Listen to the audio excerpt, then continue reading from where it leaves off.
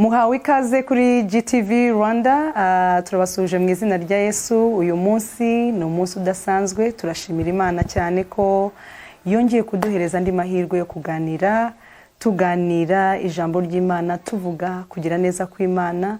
Yes, ni muri cya kiganiro cyacu ese bipfira hehe. Nawe uraza kutubwira aho bipfira na nyuma y'iki kiganiro, ariko tutarajya kure ndagira ngo mbakire mu izina rya Yesu. Hanyuma ndaza no kubakira abatumira bacu.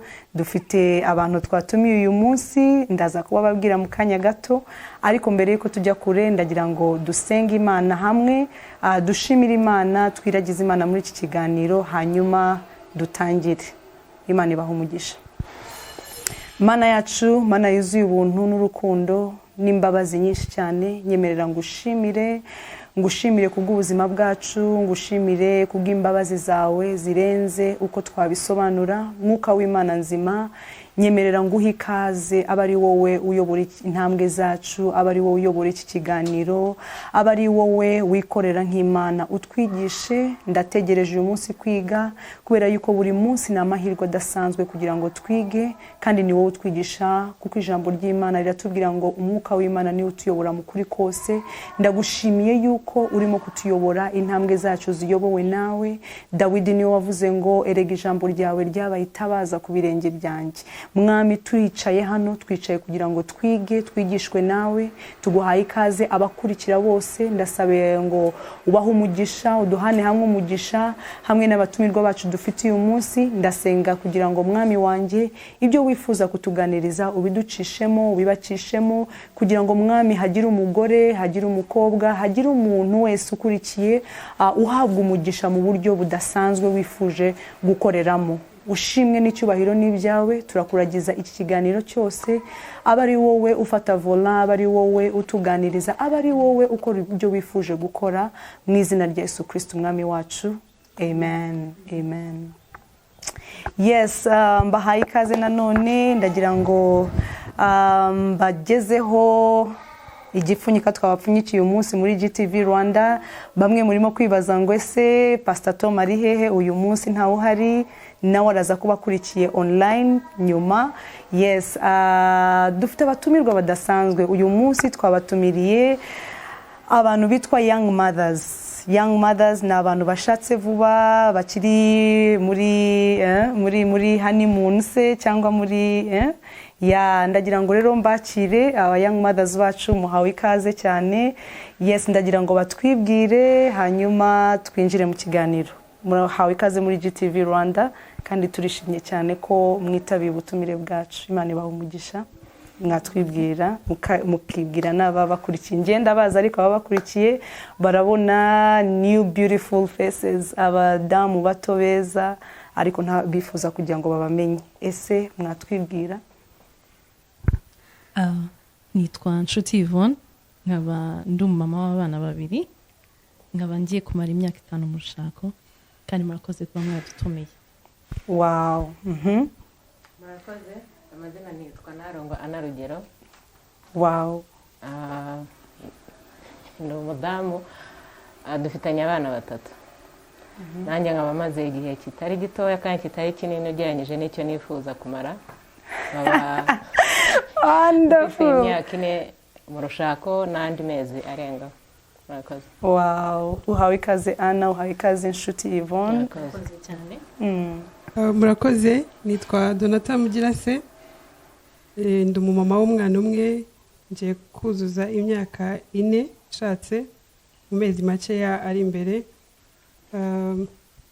Nishimiye ubutumire bwanyu, kandi ndashimira Imana kubw'aya mahirwe adasanzwe yo kugira icyo ducontributinga kuri no ministry.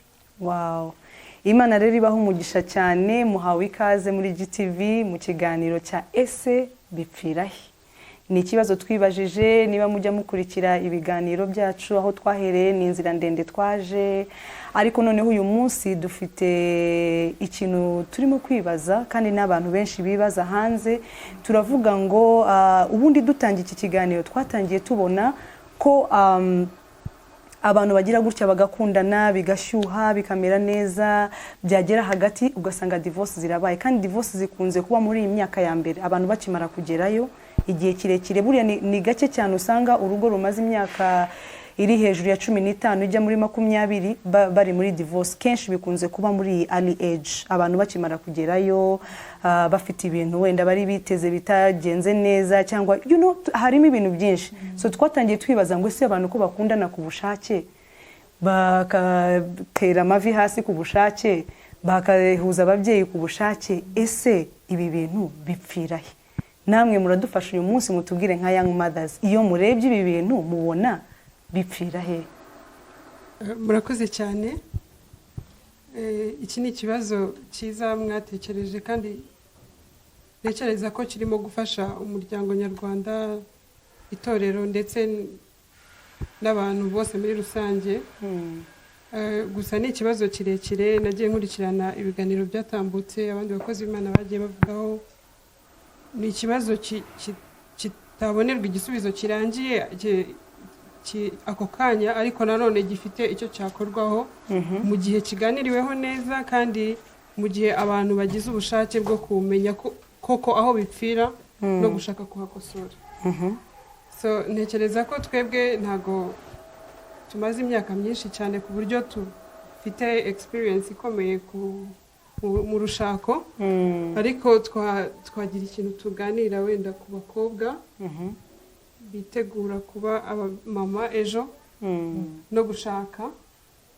Hari naho bijya bihapfira, actually birahapfira cyane. So uvuze ko bipfira cya gihe bitarajya mu rushako. Bipfira henshi, generally bipfira ahantu henshi, ariko no kuri iyo kote yo kuba abantu bakiri abakobwa bakitegurwa kujya mu mago, naho birahapfira. So njyewe kuri njyewe cyangwa se natwe uko turi hano tugiye kwibanda cyane aho ngaho muri urwo rugendo rwo kuva mu mukobwa ujya kuba umumama. Kuko nk'uko nabivuze ntago dufite imyaka myinshi mu rugo ngo tumenye ngo dufite inama zihambaye twagira abantu bubatse. Mwagiye mutumira amakapozi yamaze imyaka 22, amaze imyaka 17. So abo bari experienced kuturusha. Tugiye kuvuga noneho ku bakobwa kuko naho bijya bihapfira. Turebe ese bihapfira gute, hakorwa iki, nuwuhe musanzu mu bumenyi bwacu twatanga kuri icyo cyiciro cy'abakobwa. Aho mu bakobwa rero dutwareyo uratujyanayo, kuko wowe ndabona uhereye ku bakobwa inyuma, kandi ni ngombwa. Uvuze ikintu gikomeye uvuga ngo hariya naho mbona bipfirayo. Umunyarwanda niwe wavuze ngo burya umwana apfira mu iterura, apfira mu iterura. Ni ukuvuga ngo aho ngaho mu iterura ni ibiki biriyo ku bakobwa bishobora gutuma bipfa bimaze kugera mu rugo?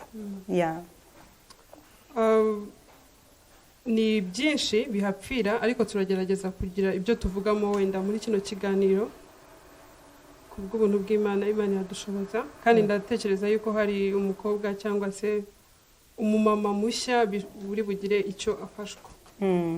So abakobwa rero buriya kuba umukobwa ni byiza, first of all. Ni experience iryoha, bawumva nyine uri umukobwa. Hanyuma igihe kiragera ukagera igihe cyo gukundwa, kuba ushobora guhindura ukajya mu kindi cyiciro. Ariko ibyo hari mbere yuko uva mu bukobwa ujya mu rushako habanzamo urugendo rwo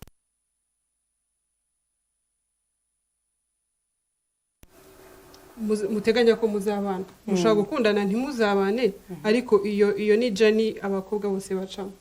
Ntabwo ubyuka mu gitondo ngo ubyuke ukora ubukwe, habaho n'urugendo ugateretwa. Hanyuma mbere yuko iyo step yo guteretwa ibaho, hari expectations abakobwa bose bagira. Natwe twarazigize, kandi nta nubwo ari mbi. Expectinga ni nko kurota ibintu umuntu arota, ibintu wumva wifuza mu buzima bwawe. Kuba uri umukobwa ukaba uvuga ati nifuza umusore umeze gutya na gutya, nifuza urukundo rumeze gutya na gutya. Bitewe na wenda hashobora kuba bishobora guterwa n'impamvu nyinshi, bishobora guterwa na inshuti zawe, bishobora guterwa na couples ufollowinga kuri social media, nabyo bibaho kuri Instagram. Hari igihe habayeho couples zazindi ureba ukabona ni inzozi, kuko twese kuri social media dushyiraho ibintu byiza, nta muntu ugishyiraho ibintu bibi. So kubera iyo couple wenda wakunze, abakobwa benshi bakunda kubita ba role models. Hari abantu bagira ba role models batanaziranye, kubera yuko ashiraho content ukunda ukumva ni role model wawe. So izo expectations rero zituma ufata wenda iyo couple runaka imeze gutyo na gutyo, ukumva urifuza umusore uzagukunda nkuko ureba iriya couple imeze, urifuza love izagenda nkuko ubona iriya love yabo nayo imeze. Ntago ari bibi kwifuza ibintu byiza, ntago ari bibi, ariko noneho iyo uri iyo ufite muri mind yawe kujya mu rugendo rwo kubaka, gukundana biganisha ku kubaka, hari uko expectinga nanone ibintu bijyanye nuko niba nabyita nicyo ubura, nicyo warakinze muri wowe, ukaba ufite nk'iki cya vide muri wowe. Yes. Noneho uko expectinga relationship izaza gufeedinga ya emptiness ufite muri wowe. Sibyo? Tuvuge wakuze utajya usohoka, gusohoka wenda either bishobora kuba ubushake bwawe cyangwa se kuba habura resources zatuma usohoka, na opportunities ubushobozi. Noneho ukumva ko ushaka umusore muzakundana mukajya musohoka, mukenjoyinga, mukagira udufoto twiza, mugapostinga here and there. Kuko social media irimo iradrivinga isi cyane n'ishako na relationships n'iki. Ntabwo ari bibi, igikuru ni ukumenya se zino expectations mfite, ukashiramo ikintu cyo kubishyira mu Mana, kuko turimo turavugana n'abakobwa b'Abakristo first of all. Nibagiye kukavugaho mbere, turavugana n'abakobwa b'Abakristo bashaka kubaka ingo zishingiye ku ijambo ry'Imana, bashaka kubaka umuryango uri mu bumana. So ni ugufata rero izo expectations zawe nyinshi ufite, kuko abakobwa bagira nyinshi cyane kandi si na bibi, ukareba ko wazalayininga mu murongo w'urugo wifuza kuzagira rwubaha Imana. Urimo uravuga ngo expectations yungururwe. Yes. Ntizibe zose uko zakabaye, zigira aho zegeranyirizwa, hanyuma zamara kwegeranywa ukazijyanisha mu murongo wo kubaha Imana, cyangwa se wo kugira urugo wifuza ruzaba urugo rushingiye ku mahame ya Gikristo. Yes, expectation ni nziza kuzigira, ndabizi yuko abakobwa benshi muzifite, natwe twarazigize. Ariko ni ukugerageza uburyo ushobora kuzalayininga muri line wifuza ejo hawe ko hazamera.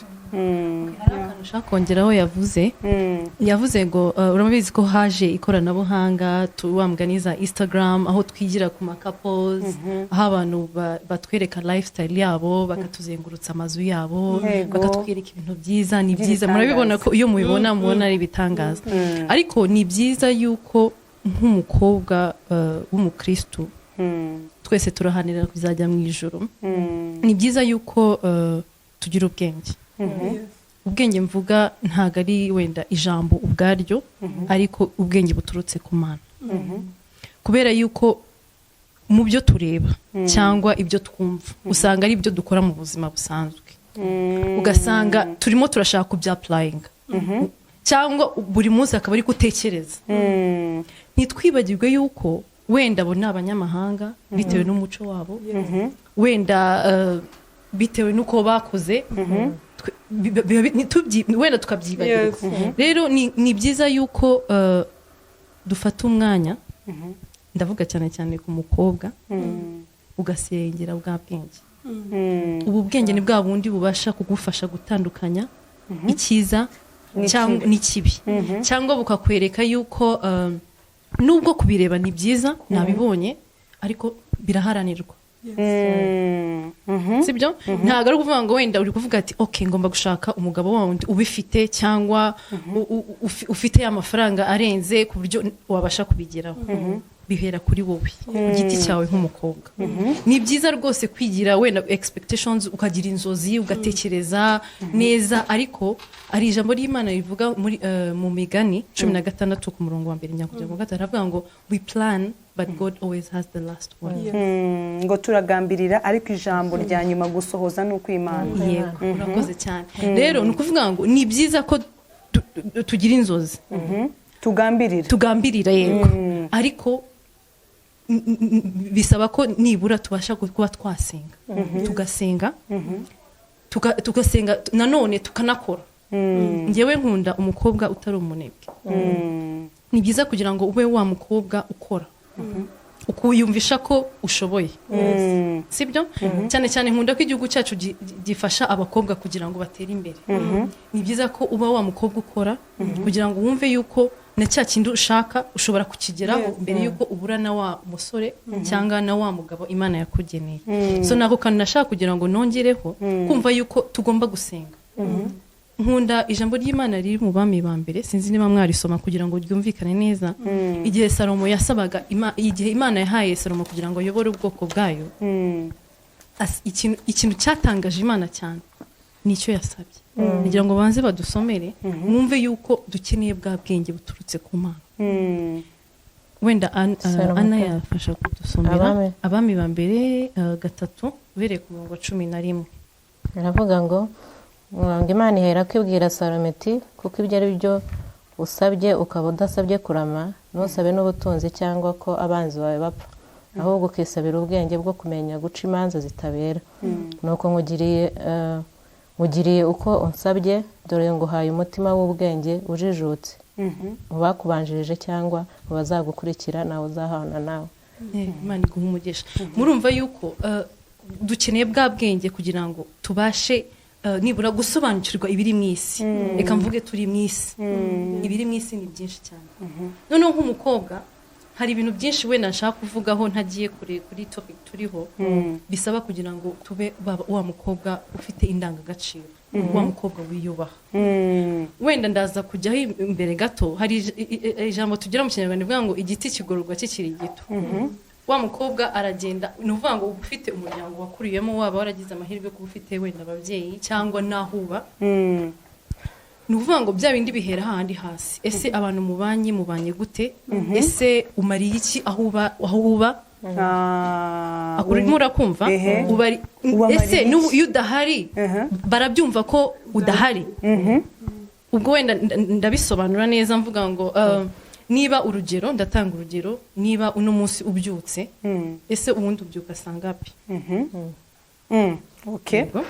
ese nabyo ntabwo ari uvuga ngo ntabwo tugomba kuruhuka ariko niho ndibuzane tugomba kugira ubwenge bwo kugira ngo tubashe kuba twamenya ese ni ryari tugomba gukora iki ni ryari tutagomba gukora iki ese kugira ngo rega bwa bwenge buhumura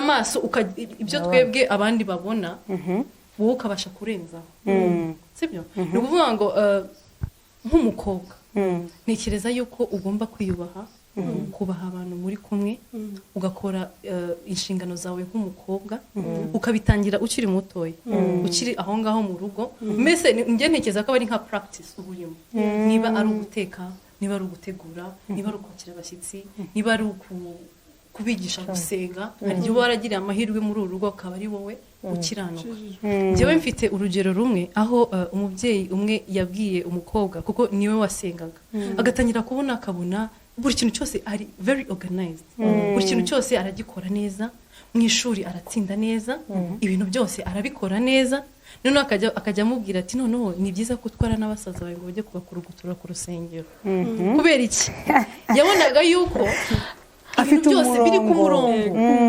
ariko ngenda atekereza umukobwa uretse kuba ari kumwe n'Imana hari ikindi cyari gitandukanye wenda mu buzima busanzwe abandi badakora iyo uri ku murongo uri kumwe n'Imana ubasha kugera wowe ushobora kuba wenda wumva ko hari ibyo utari gukora neza ariko abandi babona byose biri perfect.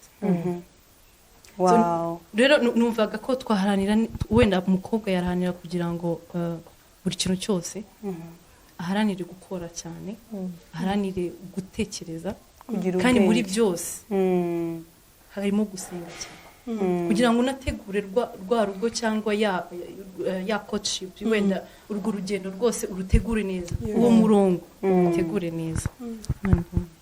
Wow. Tukiri aho ngaho nagira ngo mvugeho akantu gatoya numvise gakomeye cyane. Donata aravuga ngo numva ibintu bipfira mu iterura, uburyo abantu baba bafite hari ibintu bavuze, ibintu expectations ziba ziri muri movie, ziba ziri mu bintu bareba muri social media, hanyuma icyo kintu akaba ari cyo umuntu ashaka kwambukana nacyo akijyana mu rugo. Yvonne nawe akatubwira ngo nge mbona bipfira henshi n'ibintu umuntu akora akiri umukobwa, akiri ese ubyutse ryari, ese ubanyute n'abantu mubana, ese hari abantu ufasha, ese iyo udahari barabyumva ko udahari, ese wa mukobwa ukurikiye mubaze wowe ahantu uba uri umuntu wa influence, iyo udahari barabyumva ko udahari, ese aho n'ibyaba ariho bihera bijya gupfa,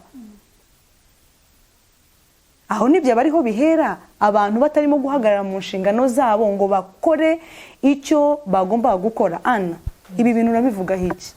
Murakoze cyane, wakoze Donata ndetse na Yvonne, barasa naho babivuze nubwo nanjye nabura icyo nongeraho. Mbona nanjye aho bipfira ari henshi. Sinzi wenda muraza kunyemerera nse nusubirayo inyuma gatoya. Twese twabaye abakobwa, kandi nyuma yo kuba umukobwa byanze bikunze ntabwo umuntu ajya yifuza guhera mu bukobwa keretse ufite iyo mana. Ubu nuwakubwira ngo usubireyo ntabwo wabyemera? Ntabwo bishoboka. Navuyeyo ku mugaragaro bose babireba. So iyo ukiri umukobwa nyine uba ufite nk'uko bagenzi banjye babivuze, uba ufite ibyo wifuza, urarota, urifuza, ariko igihe kiragera akabaho iherezo. Iherezo ni irihe rero? Cya gihe utangiye gufata imyanzuro no kwifuza ukavuga uti ngomba kuva mu bukobwa. Kandi niba ngiye kuva mu bukobwa byanze bikunze tuba dufite n'amahirwe, turateretwa. Ugateretwa n'abahungu batandukanye. Yego. Hakaza abo ushaka, hakaza n'abo udashaka. Hakaba hari n'abo ushaka wagera imbere, wenda hari n'igihe ubashaka batagushaka. Nabyo biba bihari. Bijya bibaho ugasanga bijya bibaho ugakunda umuntu ariko we ntagukunda. Ariko hari igihe kiragera byanze bikunze hakagira ugukunda nawe kumva noneho uramukunze, cyangwa se ukabanza kumukunda nyuma yaho nawe akazagukunda. Byose birashoboka. So no kuvuga iki, no kuvuga ngo icyo gihe utekereza ukavuga se ko igihe kigeze ubundi hakorwa iki, ko muri bari abahungu bangahe barimo kunereta ngomba kugira uwo nemerera. Aho rero ngiye mbona bipfira, nge nekereza ko bipfira aho ngaho ku mwanzuro igihe ngiye gufata umwanzuro. Ndawufata gute? Ni ukuvuga ngo ndaza kujya kuri pressure y'abahungu, umwe anyura aha undi anyura aha, ambwira amagambo meza, undi ambwira amagambo meza, ninjye kumva numve mbaye wa muntu w'igitangaza. Kandi wenda bikubitane na cya gihe ngewe numva ko byanze bikunze ngomba kuva muri ubu buzima.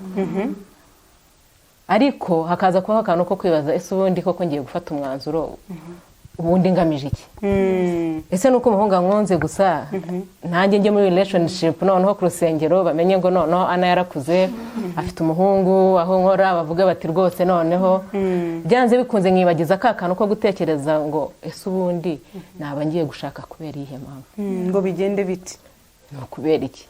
Nuko igihe kigeze nkaba nshaje, nuko inshuti zanjye zose twiganye zigiye nkaba nsigaye ndi umukobwa, ako kantu nkakibagiza nkavuga noneho, cyangwa nuko ngeze mu myaka 30 cyangwa 20 n'ingahe ndumva bikomeye. Nyirukanka mfata umwanzuro wo kwemerera wa muhungu, kandi wenda atari cyo gihe nakabaye nanamwemereramo. Ndaza kugenda wenda nsobanura impamvu nekereza ko ariho bipfira. Muri babahungu benshi bagenda bagutereta, ntago umuntu atekereza ati se ubundi mbere yuko mubwira ngo yego ndakwemereye, kuba mubwiye ngo yego ndamwemereye ntago bivuze ko tuzabana. Ni uburyo bwo kugira ngo nemezanye n'umutima wanjye, kandi rwose igihe nikigera nkabona ari byo nifuza dushobora kubaka koko kubera wa mugambi nifuza gushaka impamvu nifuza gushaka uwo muntu nzamwemerera. Hariho nekereza ko bipfira kubera ko akenshi dukunze no kugira aba ex benshi bihereye aho ngaho. Kubera ko niba mfite abantu banereta uyu munsi akaza simbanze kumutekerezaho, simbanze no gutekereza impamvu ngiye kujya muri relationship, nkava muri relationship nkagera mu gihe cyo gushaka, bizarangira nyine muye nawe mitenekereza uyu muntu ntabwo ari we twumvikanye, uwo nguwo agenda, kandi nagenda nzasigarana ibikomere mu mutima. Kubera ko iyo utandukanye n'umuntu wakundaga cyangwa wagukundaga byanze bikunze hari ukuntu ugenda usigara, hari ikintu agusigamo nawe ushobora kumusigamo. So no kuvuga iki, no kuvuga ngo nge nekereza ko mbere yuko tujya muri courtship cyangwa tujya mu rukundo ngo wemerere umuntu uvuga uti byanze bikunze ndifuza kuzabana nawe, ari ikintu ahubwo twakabaye dutekerezaho mbere. Nk'uko Yvonne yabivugaga tukabisengera, kubera ko gusenga ni kare. Nta nubwo wenda byakabaye binaza uwo munsi ugiye gufata umwanzuro, ariko aba ari ikintu gihoraho. Ntabwo gusenga bavuga ngo wasenze uyu munsi byarangiye, ahubwo dukwiriye no gusenga mbere tukiri abakobwa. Utangira ukavuga Mana, igihe cyo gutekwa nikigera nzabona umuntu uyu n'uyu, ugatangira kure mu rugo rwawe. So no kuvuga iki, no kuvuga ngo niba ngeze muri cya gihe cyo kwemerera umuhungu, mwana ubwo mwiriye gufata umwanzuro nihuse. Nubwo gufata ibyemezo ari byiza, bitari byiza guhora uteretswe udafata umwanzuro, ugafata umwanzuro, ariko mbere yo kuwufata ukavuga uti byibuze ibyibanze ndabona abyujuje, cyangwa ibyo nifuza ndabona agize gute abyujuje. Ubwo impamvu nimo kuvuga ibyo ngibyo no kugira ngo ejo na hato utagera muri kwa kwiyemeza mwemenye mufashe umwanzuro mu kanya mukaba mubivuyemo. Noneho ikindi nkibaza ubundi kubeki tugiye kujya muri relationship, kubundi nari umukobwa wenda nayo ifite akazi nakoraga, n'igihe kirageze cyo kuvuga ngo ejo n'ejo bundi ahubwo nanafata n'umwanzuro, ariko ukavuga uti noneho reka mfate igihe cyo gukundana n'uyu muntu. Impamvu ni iyihe, no kugira ngo amenye ibyo yanga nawe amenye ibyo nanga, amenye ibyo nkunda nawe amenye ibyo nkunda, no kugira ngo amenye na wa muryango we. Kubera ko akenshi abakobwa ikosa dukora ntabwo turambagiza, kandi abahungu bagira gute bararambagiza. Kabanza mbere yuko aza wenda gukunze kubera imico Yvonne yavugaga, bwa bwenge ufite, kwa kwiyubaha ufite, ariko twebwe abakobwa twibagiza niba mbonye umusore wenda nijeya cyangwa ni muremure cyangwa aravuga neza cyangwa afite bwa bwenge bitewe n'icyo nshaka, cyangwa wenda gusa yambwiye nkarankunda numva ndatwawe n'ibyo, ariko nkibagiza kuvuga ngo ese birashoboka ko nabanza nkarambagiza amenya umuryango aturukamo, kuko birashoboka ko umuhungu yaba ari mwiza ariko afite ababyeyi utazihanganira. Ndavuga wenda mu isura cyangwa mu ngeso, kuko byose birashoboka. Tubonye amakwe menshi apfa kubera imiryango. Rwose umuntu akakubwira turi umuryango ntabwo wawushakamo, n'uwushakamo twe ducukubiri. So no kuvuga ikintu, kuvuga cya kintu cyo kurambagiza, mvuge ni yego rwose runaka mbwiye neza, mfite n'amagambo meza, afite n'aya mafaranga nifuza, ariko hari ibyo dukeneye imbere birenze ya mafaranga, birenze na bwa bwiza. Noneho icya gihe ndimo kumwemerera nkabanza nkanareba nkarambagiza, murambagiza uko avuga, narambagiza mu bwenge, kuko birashoboka ko yaba anubatse afite n'ibyo bintu ushaka bifatika, ariko mu bwenge bisaba ngo uri wa mugore nanone ugize uzaba umugore ahubwo ari ufite ubwenge, ari ugiye kubaka urugo, ari ugiye kumaintain ibyo usanga cyane. Kubera ko byose bisaba ugomba kumenya weaknesses, imbaraga ze ni izihe, ese afite intege nke ni hehe, ese ziriya ntege nke ze nzazishobora. Kubera ko akenshi hari intege nke ushobora kubona ukavuga ngo izi nizo mbaraga zanjye, uriya muntu atari umusenzi, igihe ashoboye gusenga zamufasha nsenge, nawe wenda akora ibindi, wenda no mu nzira zabyiga tubigendanemo. Urabona ari wa muntu ushobora guhinduka gahoro gahoro, kubera ko atabitojwe. Wenda urugero nabikuriyemo ariko ntabwo yabikuriyemo, ariko gahoro gahoro uko mugenda musenga azavaho agire gute abimenye. So no kuvuga iki, no kuvuga ngo bikarangira hari n'amakosa mbonye afite, nkavuga aya makosa ntabwo nzayihanganira. Noneho aya makosa nazihanganira nkavuga buriya azahinduka. Ikintu mbonye uyu munsi nashobora kwihanganira turi mu gihe cyo guteretana, mu gihe tutarafata umwanzuro ngo tujye imbere y'amategeko turahira cyangwa imbere y'urusengero, akenshi mbona aricyo kitubereye ikibazo muri marriage. kuvuga ngo ibingibi ngo bizahinduka nta kibazo pfa kuba nkunda ukavuga ngo biriya nanjye ndamukunda ngo ibindi yewe bizahinduka ukagera imbere bikanga guhinduka iyo byanze guhinduka rero aho niho bipfira kimwe n'uko hari ibyo ashobora kumisha ugasanga nyine ntabwo nashatse wenda kubijyamo cyane ariko hari n'abahungu wenda nubwo turimo kuvuga ku bakobwa ariko n'abahungu bashobora kumviraho akenshi baratubeshya akirarira burya ngo umuhungu utirarira niba ari ikigwari simbizi ariko no natwe b'abakobwa ntidushake kumushyiramo bwa bwenge ngo tuvuge ngo mwene data uyu nguyu uzanye iyi modoka ese koko yaba ariye ejo ko ahinduye akazi ari iya kabiri ese uyu muntu umbwira ko nta kibazo cy'amafaranga afite araza kumfata arashaka ngo duhure kenshi ibintu ambwira se koko byaba bihari njyewe kubera ko ndi wa mukobwa nafite ubwenge nk'uko Yvonne yabivugaga avuga reka murye kandi ubwo urimo kumurya ni wa muntu ushaka ko muzabana so ukarya uwo ushaka ko muzabana already watangiye wowe kwirya ubwawe wiriye namaze kwirya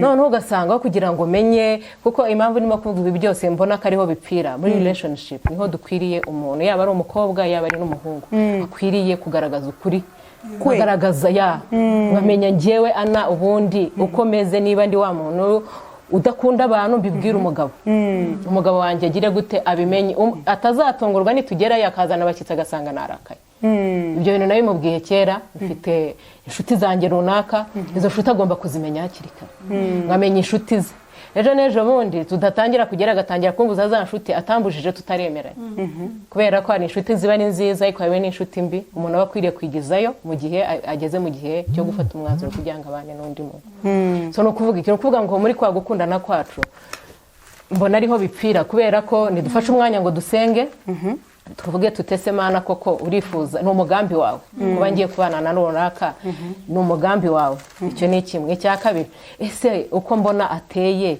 uko mbona intege nke zimeze uko mbona gahunda ze ese koko uyu muntu utababarira nonaha niba urugero duhanye amasaha tugomba guhura saa 8 bakerererwa bakambwira ati sinkubabariye umuntu utambabariye nonaha ejo n'ejo bundi azambabarira nageze mu rugo rwe nubwo aba ari urwacu so ni ukuvuga iki ni ukuvuga ngo muri courtship mbona ariho dukwiriye gushyira imbaraga cyane ari wa muhungu akaba umunyakuri njyewe umukobwa nkaba umunyakuri tukamenya gushishoza ikindi nibaza dukwiriye kurebaho tubona kitubera imbogamizi iyo tugezeyo ni ikintu kijyanye na communication iyo mukirimo guteretana mva buri wa muntu amagambo bari yayandi aryoshye amazina aratandukanye bitewe no kuna abantu bifuza kwitana ariko isaha mu gitondo bwakeye wenda agashyiraho ka kazina mwemeranyije kuri break time akakubaza wabafashe icyo kunywa ibyo bikarangira saa 6 zagera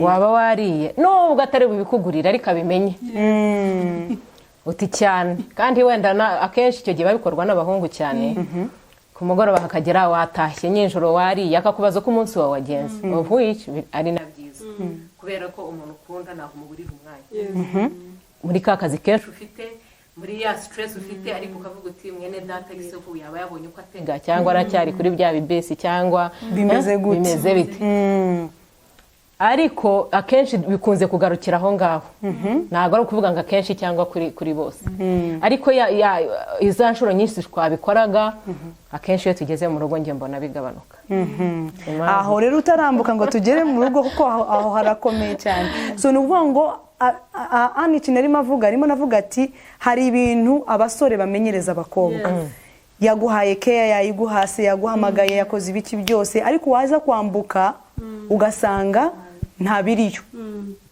byari biri hanze ariko ugezemo indani nta bihari biragabanutse kuko ntabwo bita biva ako kanya bigenda bigabanuka buhoro buhoro impamvu nashakaga gutinda kuri communication nuko ntabwo ireba abakobwa gusa na kimwe n'abahungu ni impande zombi kubera ko communication ntabwo ari ukubaza ngo umuntu yiriwe bwakeye no kumenyesha umuntu ahajya ni pati ya disipurine nibyo Ni part Yvonne ya yavugaga niba ubana n'umuntu ukabyuka wenda muri urwo rugo ntusuhuzanye uzasuhuza wa mugabo mwararanye ku buriri ibyo bintu ntabwo bishoboka uzahita uvuga utekuze ko twararanye ubundi ndamusuhuza iki niba ubana na ba bantu wenda uri muri family runaka cyangwa ari abasiribateri bagenzi babana nabo ukabyuka mu gitondo ukanyuraho ufite shuguri wenda ugiye mu kazi cyangwa ufite gahunda ntabwo ubwiye abantu ahantu ugiye ejo n'ejo bundi umuntu atangira kukwibaza ese uno muntu ibintu utitoje ukiri umukobwa cyangwa ukiri na mutoya birakugora hari imiryango idagisuhuza abana bagategereza ko wa mwana ari buze kugira gute kumusuhuza kandi ni twembi tugomba gusuhuza abana n'abana bakadusuhuza ni ukuvuga ngo wenda afite gahunda zo kujya kubonana n'abashuti banjye ndategereje ndishogoshe ndagiye umugabo wenda aje kumpamagara ubwo ni wa muhungu siteye tw'abana ese uri hehe ndi Kisimenti nkaba ndarangije nta kindi ndi burenzeho ntabwo umubwiye ngo ndi kumwe nande ibyo ntabwo bibureba ntabwo umubwiye n'icyakujyanye ubwo icyo biri buze gusaba birasaba wa mugabo ko ari buze none se wagiye gukora iki nagiye guhura n'abashuti banjye none se mufite gahunda ki utangire ukumva ntabwo ariko iyo usanga wabivuze mbere ukanabibwira n'abo mu bana ndaza kuza nyererewe nubwo baba ari batoya kuko tuba tugomba gutanga ingero nziza ndaza kuza nyererewe mfite gahunda runaka wenda nanyuze ku rusengero hari n'igihe umuntu aba atari mu bintu bibi ariko kubera ko utabivuze ba bantu mubana mu muryango bagatangira kuvuga ngo bati ni wa murumuna wa runaka aza aya masaha agira gute ariko wabivuze mbere sorry ndabona bisi ikererewe ndaza kuhagera nyererewe icyo gihe hari ikintu ubukuye ko icyambere ni security tuba turimo kureba kugira ngo umuntu ataza kukwibaza uramutse ugize n'ikibazo uri ahantu so nukuvuga ngo iyo communication irimo n'ibintu byinshi harimo no kwatura ese nyiri umukobwa ubundi ndimo ndatura gute ndatura ko nzashaka neza ndatura ko ahubwo ningerayo bikananira nzahita mvayo noneho ugasanga nyine uko watura akenshi ni nako bigenda igihe kiragera bikaza ni ukuvuga ngo n'umuvuga uti njyewe ningera yakanstresa nzavayo ubuzima turimo mfite akazi nta kibazo mfite nzahita mvayo ukabivuga utazi ko igihe kizakugerera igihe kiragera ukagira gute ukavayo kubera ko n'ibintu watangiye kurema ururimi rurarema ni ibintu niba urimo no gusenga ugasanga nyine ntabwo ari ibintu ndabisenga ariko simbyizereye ejo n'ejo bundi n'ibinanira nzagira gute uyu muntu wenda inshuti yanjye byaramunaniye ariko ari yabayeho neza n'abana be babayeho neza tutibagije ko divorce twayitangiye mbere tutaranejana no muri relationship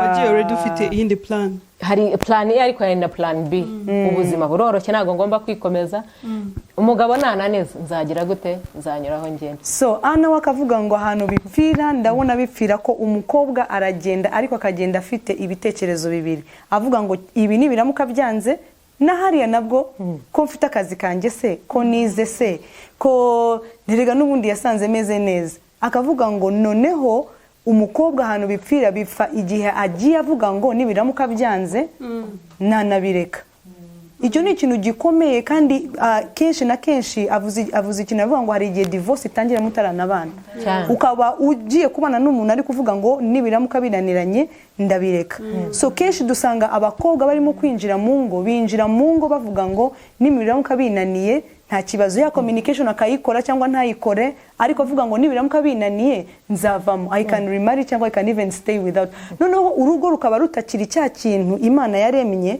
gikomeye ivuga ngo ni umushinga wanjye nishiriye ubanze rero Imana igihe umwanya yafashe iraremye isi irangije ibintu byose ishizeho Adam ishizeho Eve iravuga ngo ni mubane baracumuye nyuma yo gucumura avuga ati ndemera ntanga umwana ariko agisekiwarenga cya kintu cy'urugo ariko twebwe twagihawe tukumva yuko najyamo nibiramuka byanze nanavamo nta mpamvu yo kwistressa niko abantu bavuga nta mpamvu yo kwistressa najyamo cyangwa se nkabivamo noneho tukiri aho ngaho ndashaka kugira ngo mbabaze icyo kintu cya expectation ari nacyo mwahereyeho kugira ngo tujye muri ibi communication tugire ubwenge tukiri biki ndagira ngo mumbwire mwebwe muri iyi myaka mike mumaze mu rugo ni mumbwire cyangwa se mubwiye n'abakurikiye aha ngaha expectation mwari mufite bya bintu bipangapanze mu mutwe bya bintu by'urugo hari urugo ubufite ukaba ufite uburyo umugabo azagufasha uburyo azagukunda tugera naho dushiraho standard y'uburyo umugabo wawe akwiye kugukunda. Icyo kintu mumaze kukijyamo mukagenda mukagera mu rugo, byo byose urugo rwose rugira reality. Niko mbyizera, sinzi mwebwe uko bimeze. Urugo rwose iyo rugezemo ugera kuri reality. Ese mwebwe mugezeyo, ndagira ngo mpere kuri Donata, mugezeyo expectation bya bintu bipanga panze bimwe abantu bose baba bafite mu mitwe yabo bitandukanye, byumwe biba bitandukanye n'ibyundi.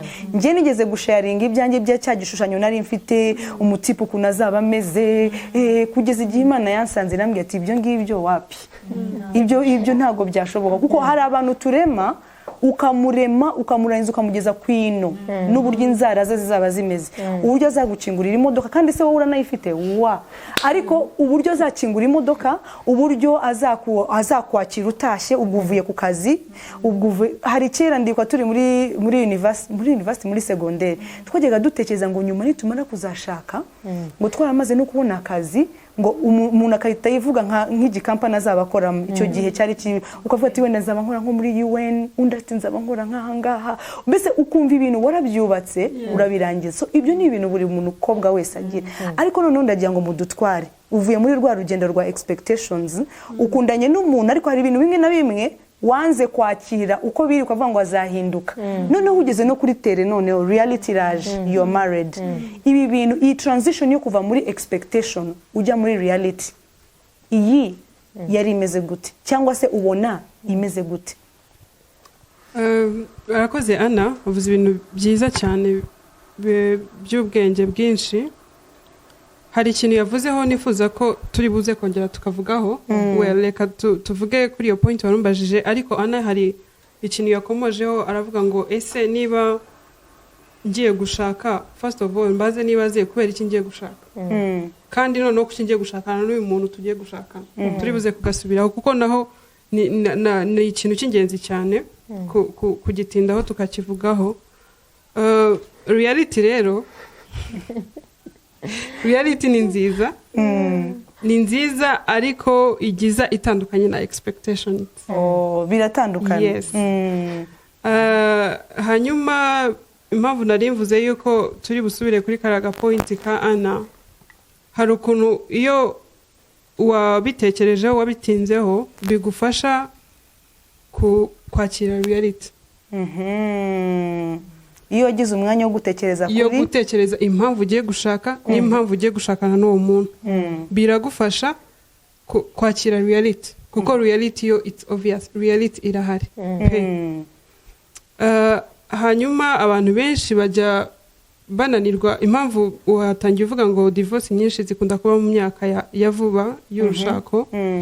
Hari ukuntu abantu bananirwa kwakira reality, agaterura expectation nzize akazizana mu rugo, yagera mu rugo yahura na reality bikamunanira kubyakira.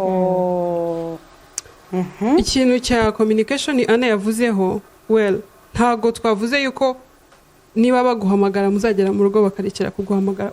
Bazaguhamagara pe, in case bigabanyutse ni kuri yo side. Ntago ariko abagabo bose bagenda bakatinga communication, ariko in case wenda bibayeho uzabyakira gute? First of all, muri dating, kubera iki cyambere wumva yuko ari wowe bari bwiteho guhamagara buri gihe?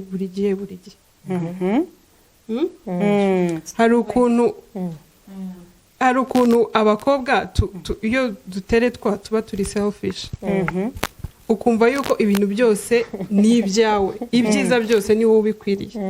Ibyiza utarimo gutanga, igihe bizagabanyuka bazagabanya kubiguhereza, bizako affecting.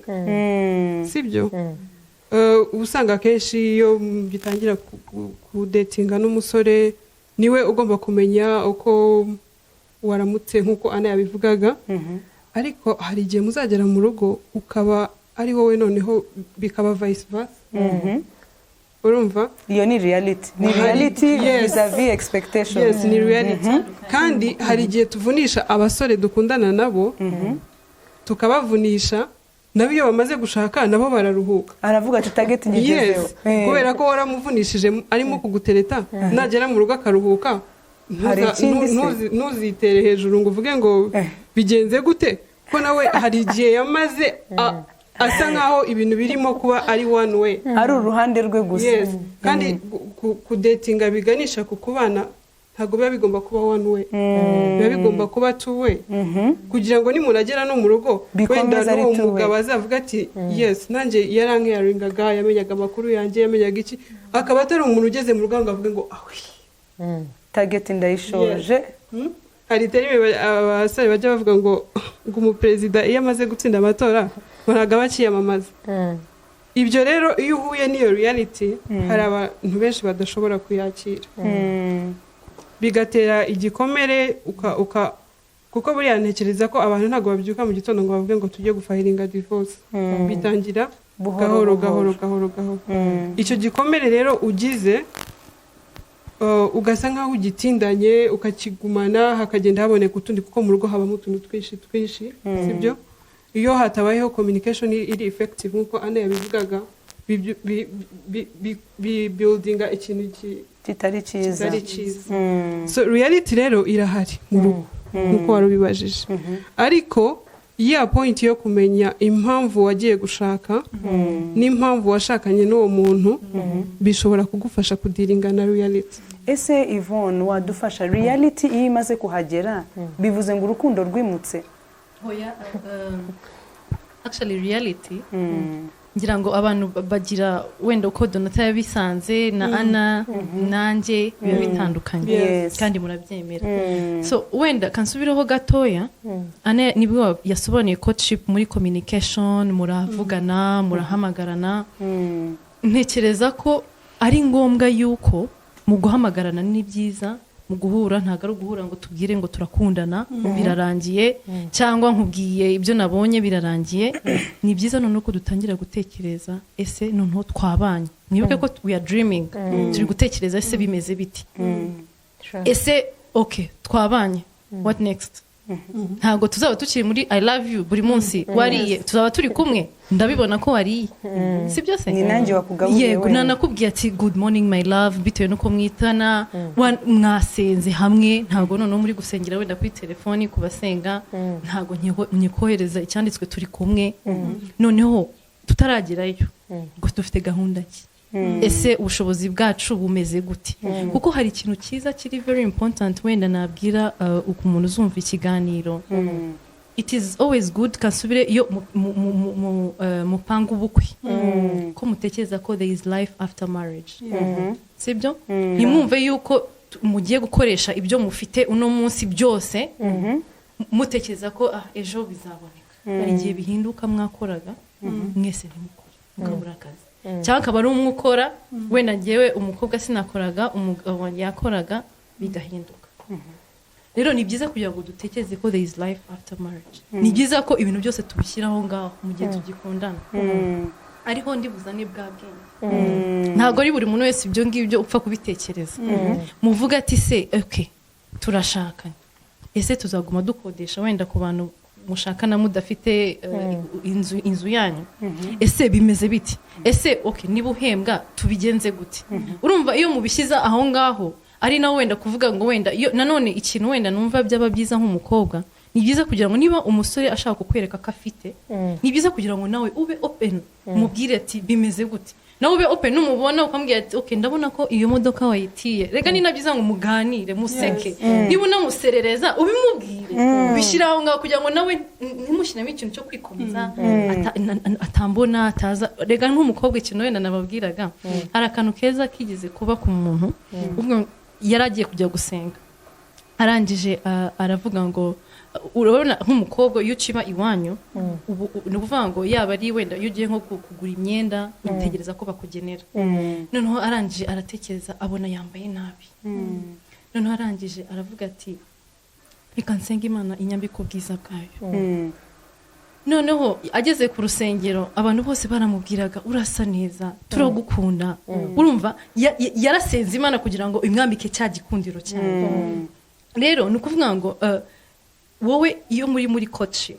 sibyo musererezanye niba wambaye na nabi bumubwire sibyo ni nabyiza ko niba nambaye na nabi ni nabyiza ko nabimubwira yuko namuhana amafaranga amubwira ati mu gihe ubishoboye ngo amafaranga no munsi rwose wambaye nabi urumva biheraho ngaho kuko nubimbwira niba ari ku mugambi w'Imana ari uwawe ari umugabo wawe cyangwa ari umugore wawe murashaka kumbwira ngo uransereje bambwiye ngo nambaye nabi bikakora akaza ntabwo ari byo rero ni byiza ngo muhere aho ngaho muhere aho ngaho ni mujye mu bushuti mubishyire aho ngaho nta mafaranga mfite uno munsi turanywa fanta uno munsi turanywa amazi byose mubishyire aho ngaho nabyo kwirarira uvuga ati atanseka atanyanga urumva ahantu bipfira urumva kuko nanone muragera mu rugo reality ubwoba sibyo uzagenda usange azanye wenda nka one pair of shoe sibyo kandi wenda yaratiraga mu bo babana bitewe naho uba undi agatangira kugutekereza ukundi wenda byakabaye byiza ko mubishyira aho ngaho kugira ngo mugendere ku murongo umwe amenye rero ni ukuvuga ngo wenda reality iza bitandukanye ibintu mwabitangiriye aho ngaho ibintu biraflowinga muzi mukiha intego reka relationship ntibe boring sibyo mubiha intego muvuga ati turifuza kugira ngo wenda tubashe gutangira business sibyo nitugerayo tubashe gutangira business wenda ku bushake bw'Imana nitunabasha kubyara aho kanya reka umwana wacu azaze hari aho tugeze noneho nibyo nababwiraga we plan but God always has the last word mubishyira aho ngaho hanyuma bibe mu bushake bw'Imana so numvaga ngewe reality rwose it is good nuvuga ngo urugo rwawe ni wowe uruko urushaka sibyo ni byiza rero ngo bitangirire aho ngaho muri coaching make your home the way you want it to be sibyo ariko you won't start from there wenda mutarabivuza aho ngaho byose ngo ubwe ngo okay noneho ubabizi urugo none iyo ugeze mu rugo reality noneho Anita aho ngaho nakubwiraga iyo ugeze mu rugo responsibilities inshingano hariya iyo ukiri wenda umukobwa uba ugifite ni wowe wireba gusa sibyo icyumba cyawe kiratunganyije correct ni wowe wireba gusa ubwo birarangiye sibyo wenda iby'ingenzi uvuye wenda ku kazi cyangwa uvuye ku rusengero uvuye hatandukanye that's it akugeze mu rugo byose birakureba abcd kuri wowe expectations zawe baravugaga ati mu organizing ibintu perfect nandika to do list yanjye abcd nkabicorrectinga byose bikarangira ariko iyo bigeze mu rugo udasenze Imana uno munsi uzavuga ati ngiye ivaze nsize hariya ndabizi neza ko ndi buhasanga bene data uzasanga umukozi yarimenya cyangwa wenda wanabyaye ayimenya rero bisaba kugira ngo usenge cyane Imana iguhereza ubwenge inakurinde muri iyo reality turimo ko ngubu iguhe kwakira reality kugira ngo nanone nk'umukiranutsi buri kintu cyose umenye kugira ngo ubashe kucyakira kandi unagisengera kuko ibintu biri hariya muri reality ushaka nko kuvuga ati ubwiye wenda umurezi kora iki n'iki wenda mu gihe udahari ntusanga ariko yabigenjeje sibyo ni hahandi biba bisaba kugira ngo ugire bwa bwenge bwo kugira ngo uganirize n'abantu muganire so nukuvuga ngo ngewe reality ku giti cyanjye iba nk'uko ubishatse uko mwabishatse hagati yanyu ariko iyo bipfiriye hariya muri coaching ni ukuvuga ngo ni hahandi uvuga ati urabizi birananiye cyangwa mo kimwe umugabo akaguta akigenda so ni ukuvuga ngo reality it's you who makes it the way you want it to be murakoze nunganiye bagenzi banjye reality irahari ukuri kw'ibintu kurahari kurategereje kubera ko impamvu guhari kuradutungura ntabwo ari ikintu waratekerejeho mbere wenda ngo ugire amahirwe yo kugira hari n'igihe tuba tubana n'imiryango ariko ukagira ureba uko babayeho n'ubyiteho gahunda zawe ni mu kazi ni ku ishuri ariko ntushake no gucukumbura uvuga ute se ubundi bano bantu babanye gute ese nshobora kwigira kuri uyu muryango mbana nawo ese ni abantu basenga ese ni abantu bapulaninga ese ni abantu bajya inama ese ni abantu baciye bugufi ese iyo abashyitsi baje babakira gute ese bari muri kirize bitwara gute ese gahunda zabo abana babo babarera bate ese wenda unarebe kuri ya miryango idafite n'abana ese ibanye gute kubera ko icyo turimo kuvuga iyo ugezeyo wenda urugero wifuzaga kubyara n'ubyare byanze bikunze hari ukuntu buhungabana hari n'ukuntu none uba wifuza no kubyara kubera ko atari bya bintu mwavuze mbere turifuza kubyara ryari ese bizagenda gute niwigeze unabaza, wenda niwigeze unasoma, wenda niwigeze unagisha n'inama ngo uvuge uti babyeyi bigenda gute, wajya kubona ukabona niwe wabyaye, niwe uri mu bana, niwe uri mu bashyitsi, niwe uri mu bakozi, ibintu bikakubana byinshi, wajya kumva urugo rubaye ikintu gikomeye, ukajya wibaza se ubundi aha niho naje njya, bibaye umutwaro. nari nzi ngo ni ahantu ngiye kwishimira, nari nzi ngo ngiye kujya mu mafaranga yanjye, Imana igiye kuduha umugisha, cyane ko inabikora burya ya mafaranga nari mfite nyine umukobwa si afite ubu ngo iyo umugabo n'umugore babaye umwe n'imigisha iriyongera. So ni ukuvuga iki, ni ukuvuga ngo hari iby'ingenzi uba utaramenye ukavuga uti wenda kwa kundi twavugaga tutavuganye tuhuye igihe gitoya, ariko nyuma yaho ni wa muntu noneho turi buhura, turaza gusangira, turaza kwirirwana, noneho nibwo utangira kumenya ubundi ana n'uwuhe. Si ni wa muntu iyo mvuze aca bugufi, cyangwa ni wa muntu iyo mvuze n'ubundi nawe avugiramo. So ni ukuvuga ngo byanze bikunze utangira kumenya umuntu uko utari umuzi, bitavuze ko atari ko yari ameze, bitavuze ko anahindutse, ahubwo ntago twabanaga igihe gitoya, kandi ubu noneho tugomba kubana igihe cyose. None se niba urugero twaribaniraga ukambwira uti wenda sinkunda ukuntu wambara, cyangwa iyo nkuhamagaye ndacyari umukobwa, iyo nkuhamagaye nyuma yaho ntumamagare bikambabaza, nyuma yaho ningerayo ndi mu rugo ndi umugore, umva ndaza telefone kuyimanika hejuru, ubundi nyisigaye kuri cyajya, noneho umugabo ahamagare intambara zize, kubera kuri urahuze, ntago wanze kumwitaba, ntago uri idol, ntago uri aho ngaho, ntago ndi kuri WhatsApp, ntago ndi kuri televiziyo, sindi kuri wenda kureba filime, ndahuze. Ubwo muze rero niho hari buze kuza noneho wa mugabo avuga ati kuko icyagiye tugiteretana nabaga isaha n'isaha, amasaha yo kwitaba yabaga yageze, nkagira gute nkabasha kwitaba, ariko noneho ndahuze. Noneho naza kuza bikaza kuba ikibazo kutitabye, sorry nari muze, sorry ntago nayumvishije, sorry nta mayinite nari ifite, noneho ugatangira ni wa mugabo narinze. Kubera iki cyagiye tugikundana atambwiraga gutya, atambwira ngo yambuze bikaba urubanza, ngo bikaba urubanza, ahubwo yazaga asaba imbabazi yanambuze, wenda birihutirwa, hari ibyo ashaka kubaza mu rugo, hari ibyo ashaka kukumenyesha, arakubuza kandi agufite mu bushobozi, agomba kugira gute, agomba kubikubwira, ariko wajya kumva ni ikibazo, ese urwo niko rumeze. So no kuvuga ngo byanze bikunze ibyo tuba dutekereza, iyo tugezeyo ubona bikomeye kandi byakabaye byoroshye. Byanze bikunze hari ukuntu wumva ucitse intege ukavuga uti se uyu muhungu ko namubonaga yambara neza, mu rusengero niwe muntu witangaga amafaranga kurusha abandi bose, none tugezeyo nta nka n'imwe afite, nta butaka na bumwe afite, none si ibyo yitangaga arimo arabikura he? Ugatangira noneho kwibaza, kwa kwirarira nibwo utangira gutekereza ko harimo kwirarira, kugira ngo amenye uko yakwininga akakuvana mu bandi. Nawe ibyo byose byari ishyaka, yari afite ishyaka ryo kuba yabikora, ariko nta kintu afite. So icyo gihe icyo ubasha gukora ni iki, ni ukugira ngo noneho umenye ngo runo rugo narugezemo, kandi ngomba kumufasha management yawe. Ese dufite amafaranga angahe? Ese ubundi ibyo Yvonne yavugaga turifuza gukora iki? Noneho yaba yafite abatanayafite, kubera ko buri amafaranga tureke no kwibeshya rwose, ntago amafaranga yiba ku rugo. Iyo mafaranga yabaye menshi, urugo rurangirika, hatarimo kumvikana, niho hatangira gusuzugurana, niho hatangira nyine kumva ko umwe ashoboye n'undi ashoboye. So no kuvuga ngo naho atari abahungu benshi iyo uganira nabo bakubwira bati nafite amafaranga rwose ntago nzashaka.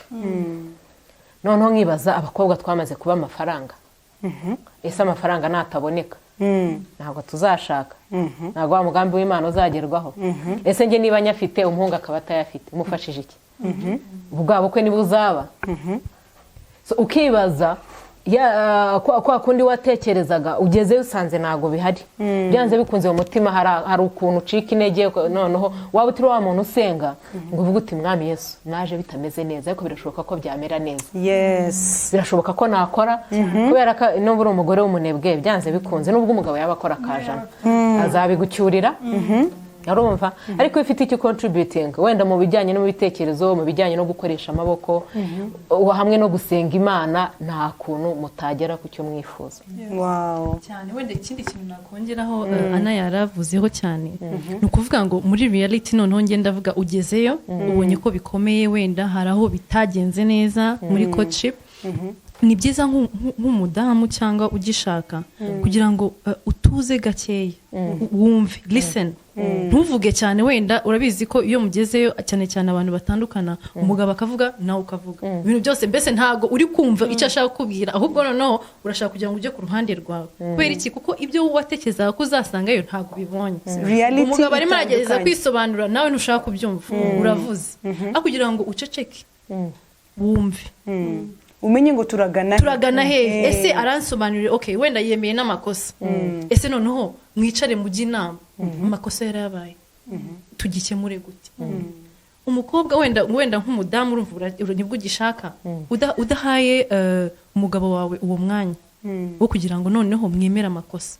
ni byiza kugira ngo wenda mu rushako mwemere amakosa ese usaba imbabazi mbabarira iki ngiki naragikoze kuko ntabwo ari umugabo gusa n'umukobwa ushobora kuba hari ibyo wenda utavuze ubwo ndi kuvuga igihe mutigeze mubivuga mbere noneho nk'umukobwa ngewe ndavuga cyane cyane wenda ku mudamu ugishaka gerageza kugira ngo wige guceceka wumve gutega amatwi aha iryo niryo jambo ryiza gutega amatwi wumve bimeze biti niyo ugize amahirwe abasha kugusobanurira ariko nanone ni byiza gutega amatwi aba ba young mothers batubwiye ibintu byinshi batubwiye communication ikomeye batubwiye reality munasangayo iyo umaze kugera muri reality se ikagutungura twamenye ko reality iratungurana iyo igutunguye se ubyitwaramo gute buriya ukuntu witwaye aho ngaho niyo hamenya nimba wavuyemo niba cya kintu wagiye witwaje uvuga ngo naramuka stresseje nzavayo kuko nicyo kintu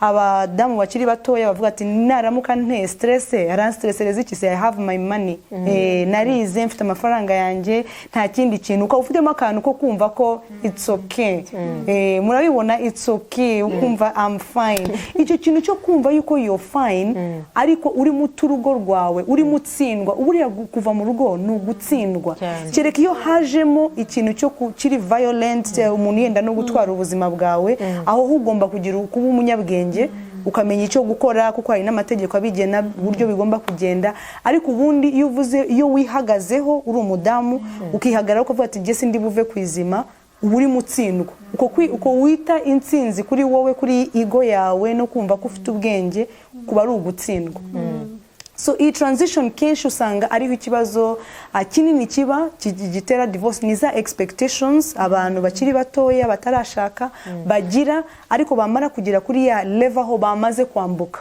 bagasanga reality itegereje nibemere kwakira ukukuri kandi ukukuri ni kwa kundi ni nkuko wavuga ngo umuntu avuye ahangaha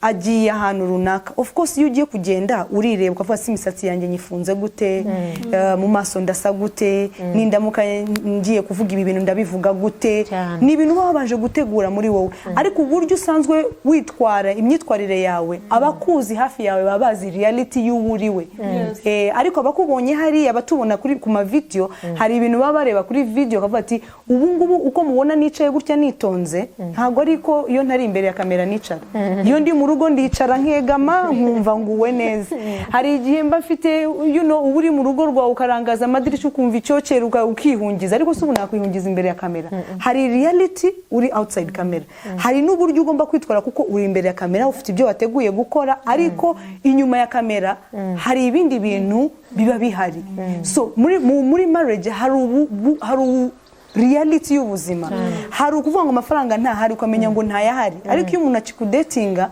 ntabwo ari bufunguke ngo avuge ngo amafaranga ntayahari aravuga ngo reka njye kuyaguriza ukubwira ngo uyakubwira nuko ari umunyakuri buriya reality ye aba yatangiye kuyerekana na mbere yuko mwambuka mujya hari tukira aho ngaho rero urumva mwavuze ibintu byinshi nkaba nibaza nk'aba young mothers ikintu cyo kugira couple imentaringa nk'ama couple ni ikintu kiri ngombwa kuri mwebwe cyangwa mwumva ko umuntu ubuzima n'iminsi agenda amara imwigisha ku buryo yafata umurongo nyawo ese ikintu cya mentorship tumaze iminsi tukivuga kuri GTV Rwanda hari n'abakozi b'Imana batandukanye bagiye batwigisha batubwira yuko ni ngombwa yuko tugira couple zatubanjirije kugira ngo zidufashe nka couple apana kugufasha nk'umuntu ku giti cye ese muri iki gihe tujya kubona dufite ama metron umwe ntaherukana n'uwo yashingiye pare umwe aheruka mwambarira ntazi bibera mu rugo tugasanga wenda umuntu agira inama,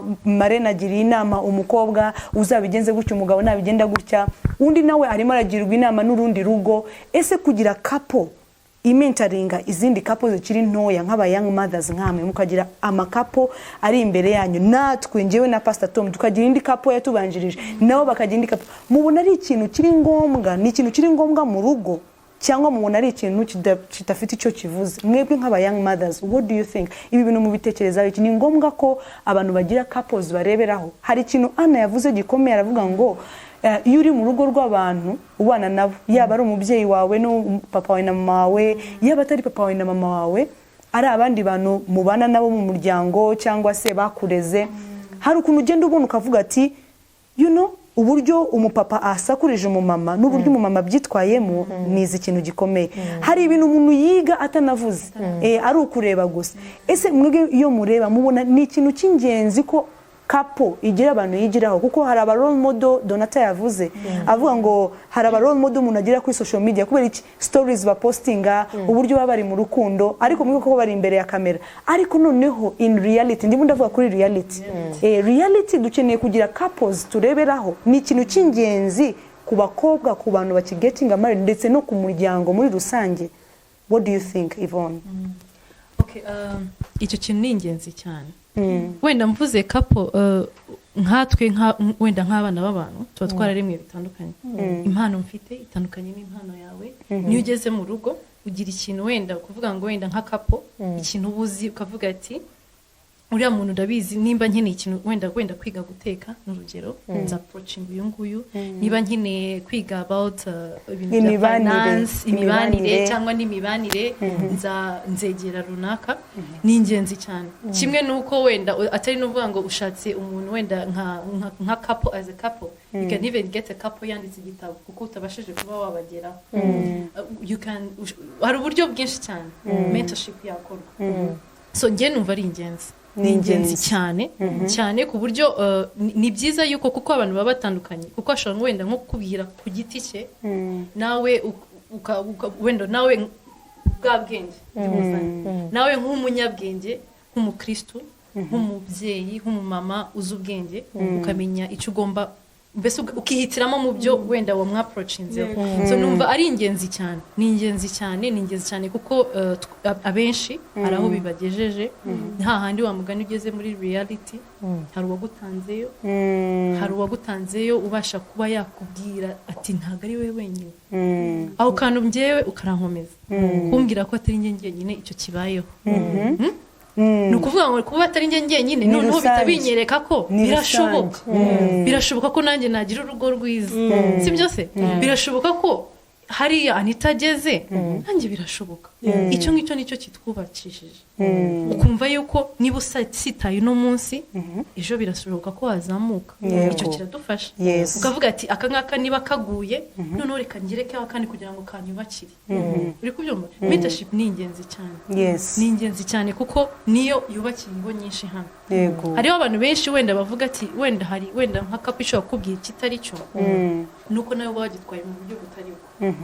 Sibyo? Kuko of course imyanya ashobora kuganiza nkangiye ku giti cyanjye, niho noneho ndibuzana ikintu cyo kuba all the time kuba positive. Sibyo? Take the positive part. Sibyo? We akubwiye ku giti cye, so now take the positive part. How can you apply to your home? Sibyo? Mentorship is very important. Natekereza ko byaba byiza kugira ngo umuntu ashake couple cyangwa ashake ubundi buryo, wenda yaba ari in terms of dufite couples nyinshi yo kwigiraho, dufite couples nyinshi zipreachinga hanze hano. Wamugani ikoranabuhanga ryaraje, hari igihe cyane nk'umugore ubwo ndi kuvuga wagezeyo, hari igihe ugera muri situation hahandi ushobora nko kuvuga ati wenda uri nko mu masengesho, hari ikintu uri gusengera, bigasaba yuko utangira wenda kumva inyigisho zijyanye n'icyo uriho. Uri kubyumva? N'icyo uriho kugira ngo ubashe kujya muri wa mwuka, ubashe kugira ngo wige, ubashe kugira ngo ubashe wenda iyo kapo kunguka, kugira ngo ubashe gukosora cya kindi wumva kitari kimeze neza. Icyo gihe nabyo ngiye mbyita ko ari nka mentorship, kuko wagiye you're learning from a couple online, yabashije kuba yarabiciyemo, yabigenjeje ite. Ni na byiza cyane wenda nka gutya wenda tujye dushima Imana, tukavuga ati turashima Imana kuba twarakoze iki, ese wagikoze ute? Icyo ngicyo urumva muri ubwo buryo rero mentorship baba bakubwira kugira ngo tugere kuri iki twabigenjeje gutya Yes. ntabwo ari ukuvuga ati nabashije kubaka inzu that's it full stop how did you do it ese niya discipline nk'umukobwa murabizi ko turi very extravagant turaspending akubonye akana ni keza akubonye okay nabonye ndetse afite kariya kananya narakunze let me buy it sibyo ariko muri ya mentorship barakubwira ati ujye ugura icyangombwa kugira ngo ubashe kugera kuri iki ujye ukora iki ngiki kugira ngo ubashe kugera kuri iki ngiki kubera ko hari igihugu utabizi reality buri munsi turiga yego buri munsi nibyo nakubwira ntabwo ugomba kugenda uri wa mukobwa w'umunebwe iyo uri umunebwe uravuga ati ibyo nzi nibyo nube innovative niwumve yuko akangaka ugomba kugahindura niwumve yuko ubwo niba usanze amarido ameze gutyo ubwo nibyo birarangiye ariko ni ukuvuga ngo ukaba hari ibintu uri kwigira mu rundi hari ibyo uri kwigira muri iyo mentor kapo wenda hari ibyo uri kugenda ikwigisha kugira ngo ubashe kugera hahandi buri munsi turiga nta hantu kuvuga ngo wenda niyo umuntu amaze imyaka 20 ngo yarahageze tujya twumva n'aba imyaka ingahe badivosinze so nuvuga ngo buri munsi ni ukwiga ntabwo wiga rero udasomye cyangwa approachinze a couple cyangwa utabashije kureba teaching za couples kugira ngo ubashe kugenda icyo ukosora ni na byiza kugira ngo muri ya reality relationship wigenzure nkawe as a human being bimeze biti ese iki ngiki kiri kugenda neza ese ko wenda cyananiye na approaching so muri make mentorship is very important kandi tujye tuyitakinga positive in a positive way kuko nta muntu ushobora kugira inama atakubwira ibyiza kandi ari wowe ashaka gufasha nta muntu ushobora wenda nta muntu ushobora kugenda wenda kuri navuga kuri screen kuri kamera adashaka kutubwira ibyiza take the positive part wewe ufate icyo wowe ushaka uwo mwanya kuko murabizi yuko mujya mubibona ko niyo umuntu agiye kuri YouTube usanga ufashijwe kandi ugasanga teaching yaje nk'imyaka 2 ishize uri kubyumva ugasanga ni wowe ibwira so wowe fata icyo wumva ukeneye kumenya applying uko ushaka niba bikunaniye approach someone approach a couple ari ngiye yaba atari couple kuko umva ntago nagena wenda ngo na approaching umugabo wa Ana wenda kuko bitewe na uko twisangana ushobora ko approaching umwe muri bo nanone murumva uko bwa approaching niko mugenda wisanga hari n'igihe wenda yaba ari mu bundi buryo butandukanye so muri make mentorship is very important kandi tuye twitwara in a positive way Donata mentorship well Yvonne ibyo yavuze ni byiza cyane mentorship irakenewe ariko before I speak about mentorship hari ikintu gitoya nshaka kuvuga ku bakobwa twibanze cyane ku ba reality abantu bageze mu rugo cyangwa iki ndashaka kuvuga gatoya ku bakobwa kuvugana n'abakobwa gatoya mu kwitegura gushaka kuko turimo turavuga ahantu ibintu bipfira sibyo mentorship Yvonne yivuzeho neza cyane ku buryo numva nta kintu gikomeye ndi wivugeho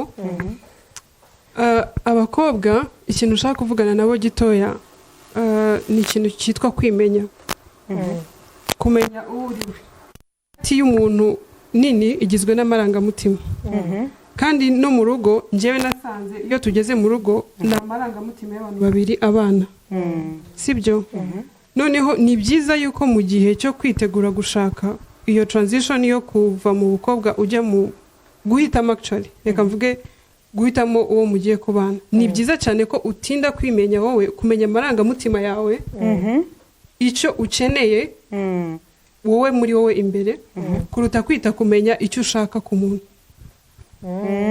hari ibintu bibiri bitandukanye hari ikintu umuntu ashaka ibyo dushaka ni ibintu biba bihari bifatika bigaragara tubona ariko ni n'ibintu umuntu aba akeneye muri we imbere hari ukuntu ushaka ufite inshuti yawe uzi ko muziranye n'iki ariko buriya hari ukuntu umuntu aba yiyizi we cyane kurenza uko abandi bamuzi so abakobwa rero hari defo ibaho yo gusa nkaho nabyita nko kwirengagiza who you are uwo uri imbere emotionally umuntu ukeneye ese uteye gute emotionally aya marangamutima yawe ugiye kuvana mu bukobwa ujyana mu rugo uyu muntu mugiye kubana azaza yuzuza amarangamutima yawe kuko hejuru y'uko afite imodoka, hejuru y'uko afite inzu, hejuru y'uko afite iki, azabana na emotions zawe.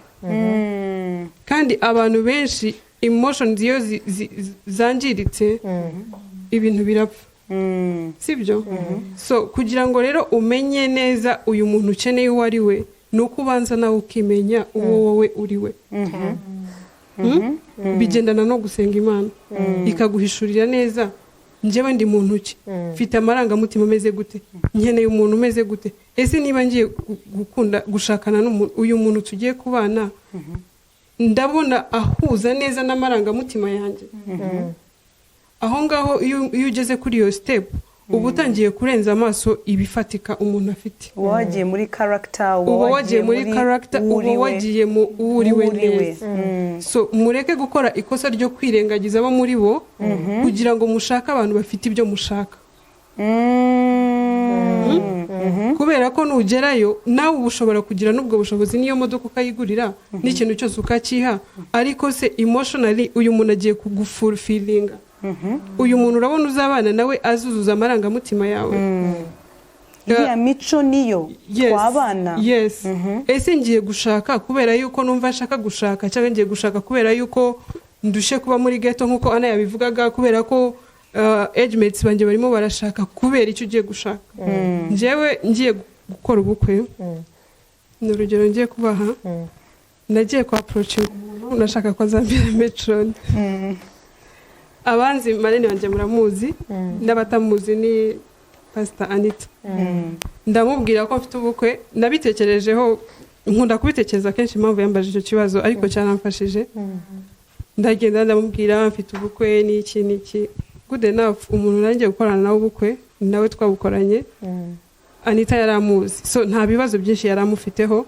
Arangije arambaza ngo, why are you getting married? Urumva umuntu kukubaza ikibazo nk'icyo utiteguye igisubizo biragucanga. Kuki ugiye gushaka? Arambaza nisi dona, why are you getting married? Tanibaza se koko, why am I getting married? Aha kurumva umuntu yakubajije ikibazo nk'icyo hari uburyo wiyegeranya ukamenya icyo usubiza. Ariko mu by'ukuri sinzi ibyo namubwiye kuko sinabyibuka. Urumva nariyeranje in that moment nshaka ibisubizo. Okay, ndashaka kugira umuryango, mbese hari ibintu bita wiyeranje ugasubiza mu kibazo kigutunguye nka gutyo. Ariko nyuma yaho naje kubitekereza, se ubundi why am I getting married? Urumva ntangira kwibaza none kuko iki sibundi ambajije kino kibazo. Noneho ukamenya neza impamvu ugiye gushaka. Wari uriho, wari umeze neza, wakoraga, nta kibazo na kimwe wari ufite. Nta gushatse out of desperate ngo wenda wari uri desperate, wari ufite ibibazo ugiye gushaka umugabo abikemure cyangwa iki. Umeze neza, nta kibazo ufite, kucyo ufashe umwanzuro wo gushaka. Ikindi cya kabiri, kucyo ufashe umwanzuro wo gushakana n'uwo muntu ugiye gushaka. So iyo wishubije rero ukamenya impamvu ugiye gushaka uwo muntu, wabanje kwimenya we muri wowe. Kwimenya ntabwo ari ibintu byoroshye. Ushobora kwimenya, ariko noneho kwakira reality y'uri we ni Imana igufasha. N'ubwenge bw'Imana iguhereza, ikagucisha bugufi, ikakubwira ngo rero wowe kanaka, izina ryawe witwa ntazi, umeze gutya na gutya. First of all, banza wimenye kumeze gutya na gutya, wiyakire kumeze gutya na gutya. So the person you need ni umuntu umeze gutya na gutya, ntabwo ari umuntu ufite ibi n'ibi. Aba yabifite well and good, ariko atanabifite ita cyane ku muntu urimo guhuza n'amarangamutima yawe kuruta umuntu uhuza na wants zawe. Nako kantu nashaka kugira ngo mvugeho ku bakobwa, ko kwitaho cyane mu gihe cyo gufata umwanzuro wo gushaka. Ita cyane ku muntu ukeneye cyane, uri buhuze na character yawe cyangwa se n'imico yawe n'uwuriwe, kurenza guhitamo umuntu ufite ibyo ushaka. Exactly. Wow, Imana iguha umugisha cyane. Hanyuma dusubiye gato ya kuri mentorship, ariko nako dushaka ukuntu turi buze gusoza. Aha dusubiye kuri mentorship twarebye ikintu gikomeye. So nuvuga ngo ibyo Donata avuze, nuvuga ngo turamute tubisimbutse ukaba ntiwahuje ibintu, ukagera hari imbere n'ubundi uzakomeza ubikora uko ushaka. Wibuke ko wundi muri mu byerekezo bibiri bitandukanye noneho ya reality nayo ikaza ku meza ukavuga uti sinshoboye kwakira reality nawe ntashoboye guhindukira ngo tugendane kuko buriya buri muntu wese uko Imana yaturemye buri muntu wese azi ko ukuntu ateye ariko kwiza kurenza ukundi noneho njye iyo mfite ukuntu nteye ariko kwiza umutware wanjye nawe akaba afite ukuntu ateye nawe yumva ariko kwiza buri umwe kururajyana ahe avuga ngo nahinduke amere nkanjye n'undi nawe ati nahinduke nawe amere nkanjye noneho ugasanga mutangiye kugongana mwagongana ya reality yaza mukananirwa kugendera muri reality musanze mu rugo rwanyu noneho ahangaha akaba ariho twibaza ngo ese ya mentorship ibwira abantu ibi ntibikorwa aha ntitubigenza dutya tubigenza dutya iyo ubigenze gutya bigenda gutya iyo mentorship ariyo Yvonne yavuga ngo irakenewe mwebwe abadukurikiye ntubona ko dukeneye kugira aba mentors niba uri mukuru ushobora kugira abo mentoring rega nawe bakumentaringa ni ukuvuga ngo ubundi hari umubyeyi wigeze kuvuga ikintu gikomeye numva avuze ukuri kwinshi aravuga ngo rimwe na rimwe hari igihe twibwira ko turimo kurera abana bacu twabyaye ariko nabo baba barimo kuturera kuko uko umubuza gukora ikintu niko nawe arema patience muri wowe uko ejo waruzi yuko utakora ikintu nk'iki ngiki utakwihanganira tuvuga umwana utukana cyangwa utakwihanganira umwana w'urumogi ejo akarunywa da yamara kurunguka avuga ati noneho ubwo yarunyoye se ndamwirukana sindi bumwirukane ahubwo ngiye kwiga buryo ki bahandolinga umwana wananiranye mu gihe urimo kwiga mu gihe wibwira ko urimo kumwigisha nawe abarimo kwigisha character yawe so nuvuga ngo uko mugenda mukurana mumarana igihe muba murimo mwigishanya so nuvuga ngo no mu rugo biba ari ibyo ngibyo uko mugenda muhura na reality muba mukeneye kwigishanya mentorship rero iyo tuyigezemo mbona ari ikintu cy'ingenzi kugira ngo ugire abantu wigiraho nawe hari abandi bakwigiraho cyane umuntu udukurikiye shaka umuntu ukumentaringa niba muri couple mushaka abantu baba mentoring namwe niba hari abo mubona mushobora gufasha mubafata amaboko twese dugende dufatana amaboko ingo zongere zisubirane aba young mothers nk'aba ngaba bongere bavuge yuko nihagira ikintu cyo kuvuga ngo nibindamuka binaniye ngenda fata divorce ntabwo ari option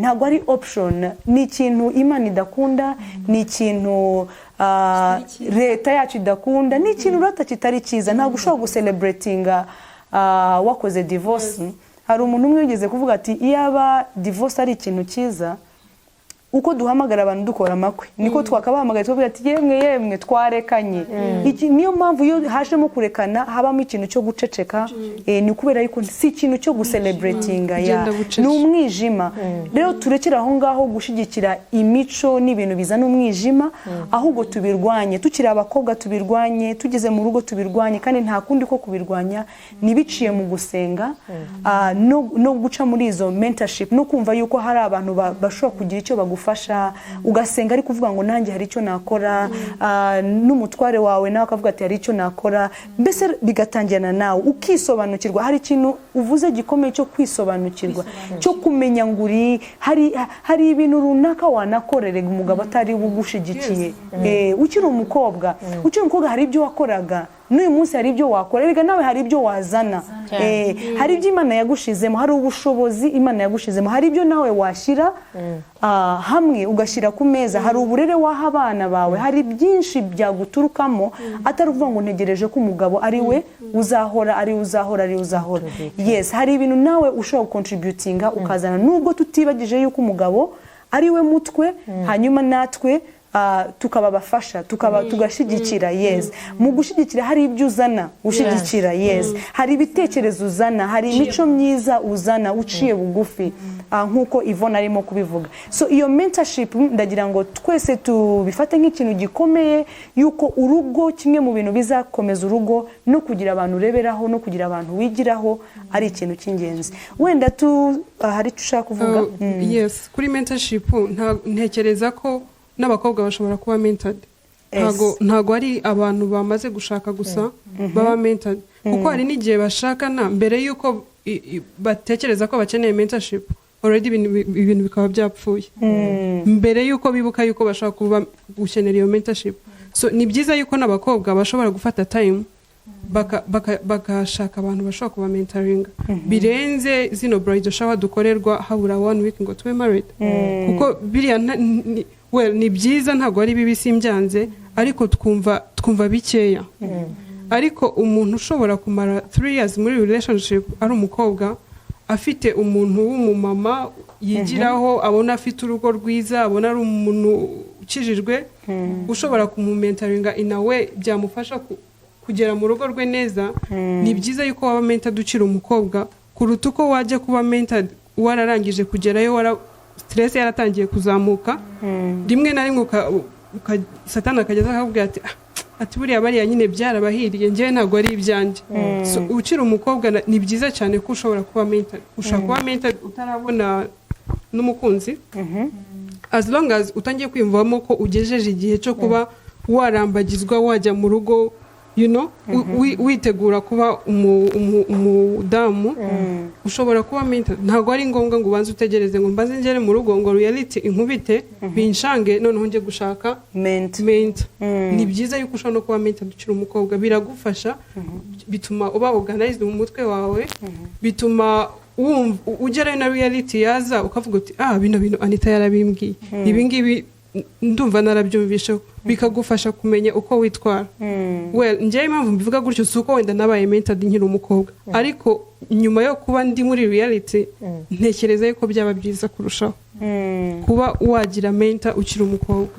hariho akantu keza wenda Anita utarafata ijambo arakavuze nza gusanga wenda hari umukobwa hano hanze wenda twafasha muri ubundi ni byiza cyane kugira ngo mu rugendo nk'umukobwa kuko cyane cyane nk'iyo umugabo agiye kurambagiza hari ibintu abazi uriya mukobwa ameze ate ese baravuga afite imico myiza arubaha hari ibintu bimwe nk'umukobwa biba bigomba kuba bikuranze nibyo Dorota yavugaga ati urabanza ukitekerezaho ukimenya ese ndindi ese hanze bazi ko ndi umukobwa nyabaki ese nk'umukobwa cyane cyane ko tuba tubwira nk'umukristu n'abandi bakobwa nuvuga ngo umukristu uharanira kugira ngo ukiranuke umuntu ukiranuka ugenda nk'uko Imana ishaka akora iki ni ukuvuga ngo ni ya mico myiza guca bugufi kumvira sibyo kugira wa muco wenda bitewe n'umuco w'iwanyu wa muco wa mukobwa kuko niyo barambagiza barabaza uriya mukobwa n'umukobwa nyabaki uri kubyumva rero numva ko nk'umukobwa wenda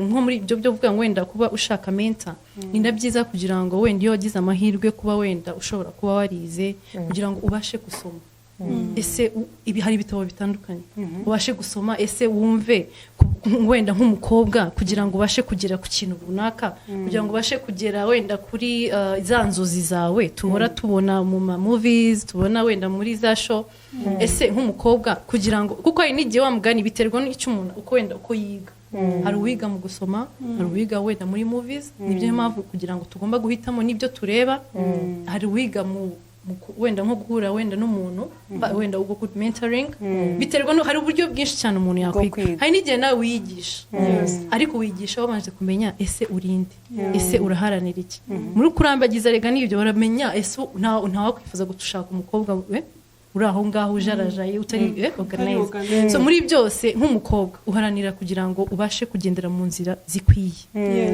ubashe kugenda mu nzira zikwiye zihesheje Imana icyubahiro ukanasenga cyane yego Imana igumuze yakoze Yvonne na Donata ku kintu kijyanye na mentorship nacyo ni Kigali burya ntabwo none twakivuga ngo uvuge ngo urakivuze kuko umuntu aravuga ukumva nawe ahubwo hari icyo atavuze neza so ni process nabyo nk'uko mbona no kwiga gukomeye kandi kugira ngo birenze no mu ishuri kuko urugo birenze iriya mibare tugenda tukiga ejo wenda ugasanga ukayibona cyangwa ukayibura ariko ya reality twavugaga byanze bikunze irakwigisha uhitiza irakwigisha ushaka kugenda ufite amarere wumva ugahita uba humbled kandi wakabaye warize cyangwa ukagirwa inama ukagenda ahubwo noneho already waramaze guca bugufi so iyo byanze kwa kwiga mwavugaga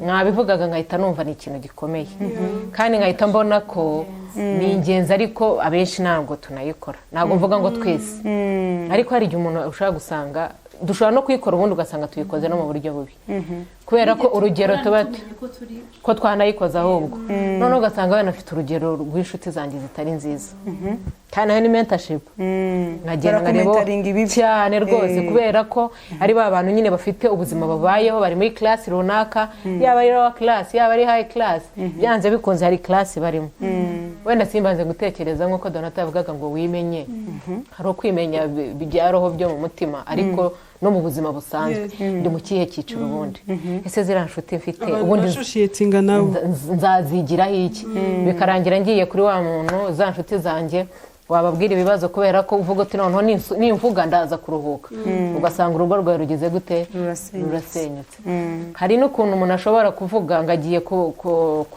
gushaka iyo mentorship aho ugasanga urugo rwararushenye nabyo tugomba kuba hari ibyo umuntu agomba kuvuga hari n'ibanga ry'urugo umuntu agomba kugira gute ni bwa bwenge twavuga ko ijambo ry'Imana yatubwira ngo twirinde uko tugenda kuvuga ngo dusabe ubwenge kuko hari igihe ushobora kuvuga ugasanga umugabo wamutaye hanze bitari ngombwa noneho wa muntu wanabarebaga mugenda akavuga ati mbega kapo nziza akuzi ko ari abana beza barubaha barasa neza cyangwa kubera ko kwa kundi wagiye wita hanze hatajemo bwa bwenge ugasanga ahubwo rwa rugo wagiye kubwira ruragusenyeye ni rwa rugo rugenda rukuvuga ariko hari aho bigera wajya kumva nta n'indi mentorship ukeneye ni wowe n'Imana yawe ese birashoboka ko kino kintu kinkomereye mu rugo aho kugira ngo ngene nibwire Pastor Anita utarigeze uhura n'icyo kibazo kuko urugero ushobora kuba wenda ko tuvuge nzi ko ikibazo umuntu ahuye nacyo Yvonne yahuye nacyo kandi afite uburyo bwiza yakivuyemo icyo gihe ngagenda nkegera Yvonne ariko bitewe no kuntu none muzi ko uburyo azambikira ibanga uburyo azamfasha si ukubimubwira gusa kugira ngo nduhuke ahubwo se nyuma yaho aramfasha iki nkagenda nkamubwira ko mfite ikintu iki n'iki wamfasha iki ese waba warakivuyemo gute Yvonne akambera umwana mwiza agahita amfasha akambwira ati reka ni urugendo ntabwo ari ikintu kiri buze nona niba urugero nkomerekejwe n'uko umugabo atampamagara buri munsi atambwira gahunda ze yagize hari n'uburyo wakibazamo ari ngombwa ngo wite hanze so no kuvuga ngo na mentorship dukwiriye kumenya se ubundi ni ibiki hari ibyo ngomba kurwana nabyo hari ibyo ngomba kurwana nabyo nkabwira Imana yanjye nkavuga ngo Mana kino kintu nutagikura urugo rwanjye rurasenyuka kandi ninyibwira Donata kino kintu ahubwo ni nabwo urugo rugize gute so no kuvuga ngo ukabikora muri ubwo buryo kimwe nuko umuntu kwa kwiga aho twaba turi hose iyo umuntu ufite kwiga niyo wagiye gusura abantu uriga ese n'umuntu mama yakiriye gute ese urugo rwe ruriwe organized gute ese yiyubashye gute ese aravuga gute noneho kubera ko ndi wa mukobwa kandi nshaka kumenya byibuze ejo n'ejo bundi natekereza gushaka nkavuga ariko nabonye Pastor Anita afite ijambo afite uburere runaka kandi uriya muntu turahuje kubera iki namwigiraho ahubwo nkanamusaba akazamera na metron nk'uko wari urimo bivuga bitari ibyo ndaza kureba Yvonne ni mwiza dufite kalime figa zimeze kimwe wenda afite n'ubushobozi no muri iki gihe birateye uno muntu azandrivinga uno muntu azatanga amafaranga menshi igihe cya Brenda Show ubireberaho kugira ngo umuntu abe marene cyane oh my god azahita afite umuryango munini cyangwa afite inshuti zinshi azahita nkururira antwerere ntabwo umuntu muri inshuti guhera kera kose nta nubwo uzi n'urugo rwe nyuma y'igihe runaka ugahita ujya kuvuga uti kajye gushaka Pastor Anita nabonye kuri social media ameze neza ariko se ni umuzi nawe nakuzi uwo muntu muzahuza gute kugira ngo akubere metro niho bya bindi birangira nyine ari bunyigisha ibyo yumva urugo ni ikintu kinini kandi kiri sensitive araguhagarara iruhande ahubwo aramagarara mvunike tugende mu bintu byose mvunike nyuma yaho ningerayo nkahura na ya reality nimamagara umuntu nanyitaba nansura nibyo mubwira ahita avuga ati niko zuba kwihangane nta kirenze kuri ibyo agufasha so nukuvuga ngo ya mentorship ni ikintu gikomeye tutavuga none ngo turangize ariko cy'ingenzi nanone dukeneye kubera ko niba urugero nzi ngo namaze kwimenya bimwe bene data bavugaga mfite weakness runaka sinjya menya guca bugufi sinjya menya kubabarira ndabigira gute ubwo ni cyiza wamaze kwimenya ese birasaba ko nsoma ese birasaba ko kuko akenshi kambabwiza ukuri nsenga abenshi turagenda twabibwirana ba pastors wenda nabo bafite ibibazo byabo ntabwo ndimo kuvuga ngo ni bose usanga n'ikirwana nacyo nawe agifite ariko ugasanga turihutira wenda kuvuga tutabanje kureba umuntu tugiye kubwira ubundi aradufasha iki. Niba urugero ndi umwana w'umukobwa ndi muri courtship, umuhungu aransaba kujya kubana nawe, njye kumusura byarateye, ngende nirariyo rimwe ndare kabiri, nangira kuba umugore naraba n'umugore, Kenyera gatenge, ngo njye mu gikoni mutekere, njye kumusasira. Noneho ukibaza umuntu niba atafite na bwa bwenge hose nabo rero ufite, umuntu urimo kugushuka ngo nutajyayo arapfa, nawe ndabona wapfuye. Sindizi koko niba banapfa wenda ubufite azamfasha, urumva. None ugahita uvuga uti kubera ko kubura ubwenge wabuze mwuka wera ushobora kugufasha ngo none uvuga uti ariko buriya Ana ko nawe yatereswe nkaba mbona wenda hari ukuntu nshobora kumugisha inama. Ese we yasuraga abahungu, kubera ko byanze bikunze uragiye rimwe, nta mbaraga ufite muri wowe zo kuvuga ngo ndavuga no, ahubwo no yangira aba ari yes, ndagerayo. Kandi icyo nzi cyo nta muhungu, ibyo Yvonne yavugaga byo kwiyubaha, nta muhungu wagukunda kuko mwaryamanye, ngo abe kigufitemo ya trust. Uno mugore kwangira ahubwo nitugera mu rugo uno muntu ko kazakomeza avuge no, kubera ko iyo tugeze mu rugo nta nubwo guteretwa bikurwaho, kuko ahubwo niba utari umeze neza nicyo gihe utangira kumera neza. Umuntu akajya avuga Yvonne ko yari umwana nkaba ndaya yarakuze, urumva. Ntabwo bivuze noneho ugatangira kwibaza niba wa muntu afite atagize bwa bwenge bwo kuvuga ngo reka ngishe inama. Si ngombwa ngo ibintu byose tubigishe, ako hari iby'ingenzi. Uyu muhungu buri munsi umbeshye koko nitumara kuryamana ese koko azanshaka. No handi ushobora gusanga ukavuga uti nimbivuga ni ibanga rikomeye, reka mbigumane. Akajyayo uyu munsi akakora ibyo akora, ejo akasubirayo, noneho bikarangira ukajya gushaka uri umugore w'abantu benshi. Niba uri wa mugore w'abantu benshi, mu mutwe wawe harimo n'abagabo benshi. Ningerayo urugero Sarongo mbabarire kumuvuga, ngatangira gutekereza ko hari umuhungu witwa Alexi, witwa Kamanzi, hari ibintu yambwiraga gutya, ariko ntago Sarongo arimo kumbwira gutya, nangira gukomereka kubera ko natangiye kugera muri gucomparinga ase buriya ko cyagihe akuzi ko yambwiraga neza, none ntago mwene data arimo kumbwira neza, ariko uzi ko yamerezaga ibingibi kandi uyu ntago arimo kume. Ariko turamutse tugeze ka kantu ka mentorship, ukavuga uti hari ikintu muye nacyo kandi kirakomeye. Ese birashoboka ko narinda ubusugi bwanjye? Ese birashoboka ko ino ngeso mfite yo kumva nabi, kuko birashoboka ko umuntu aba afite uko ateye, njyewe numva nabi. Gusa ku rundi ruhande ku bakobwa kumva nabi rimwe na rimwe ku myanzi rimwe n'imwe ntabwo ari ngombwa, ngiye kuri njye nabishyigikira. Si ngombwa ko igihe cyose umuhungu ashakiye amboneraho. Tuba dukwiriye no guhuga, umuntu aguhamagaye mukanyahuza. N'ikindi ni byiza kugira ngo nk'umukobwa uvuga ati kuko n'ubundi ari igihe ujya muri relationship ntabwo ubuze umugambi w'Imana. Ni byiza kugira ngo nk'umukobwa utekereze ese uyu muntu ejo nidutandukana, ese niki twigiranye hagati, kuko uwo muntu aba ari inshuti yawe, aba ari inshuti yawe, muba mwara creating that friendship, niyo mpamvu waba waramwemereye ngo mukundane. Ese ejo niba atari we mugabo wanjye, ese niba yego birashoboka ko azashaka undi cyangwa agashaka inshuti yawe. Ese nicyo kintu, kuko iyo ugitekereje ni handi udashobora kugwa mu cyaha. Iyo utekereje se uyu muntu biramutse bidakunze n'ubuhe buhamya nzasiga, icyo kintu iyo ugitekereje ntekereza ko kidashobora gutuma ugwa mu cyaha. Iyo utekereje ukavuga ati se uyu muntu birashoboka anyigiyeho iki, kuko ntekereza ibyo navuga nk'umukristo kugira ngo uharanira gukiranuka, ukavuga ati se uyu muntu turatandukanye. Ese kuko urumva ko niba atari uwawe wenda mwararyamanye, urumva ko ntago uba usize ubuhamya bwiza kuri we. Ntago nk'umukobwa nibyo navuga ngo uba ugomba guharanira gukiranuka, ukagendera mu nzira zikwiye. kugira ngo wenda nsoze kuri icyo kintu, mbere babwiye ngo ni kinini cyane ntabwo none twakinigaho, gusa birakenewe. Nanjye nsubize wenda icyo pastor yabajije, birakenewe kandi ni byiza kandi birashoboka. Niba hari abantu tuzi bubatse amago kandi barahuye na ya reality twavuga, ingo zabo zikaba zikomeye, yenda bashobora kuba barabikoze wenda bagendeye uko ababyeyi babo bubatse. Uvuga ati niba mama yarihanganye kandi papa yatari umuntu mwiza, n'urugo rukaba rukomeye, ukavuga ati reka nanjye nkomere nk'uko yakomeye. Ariko nanone n'igihe tugezemo nacyo kiradusaba kwaguka cyane.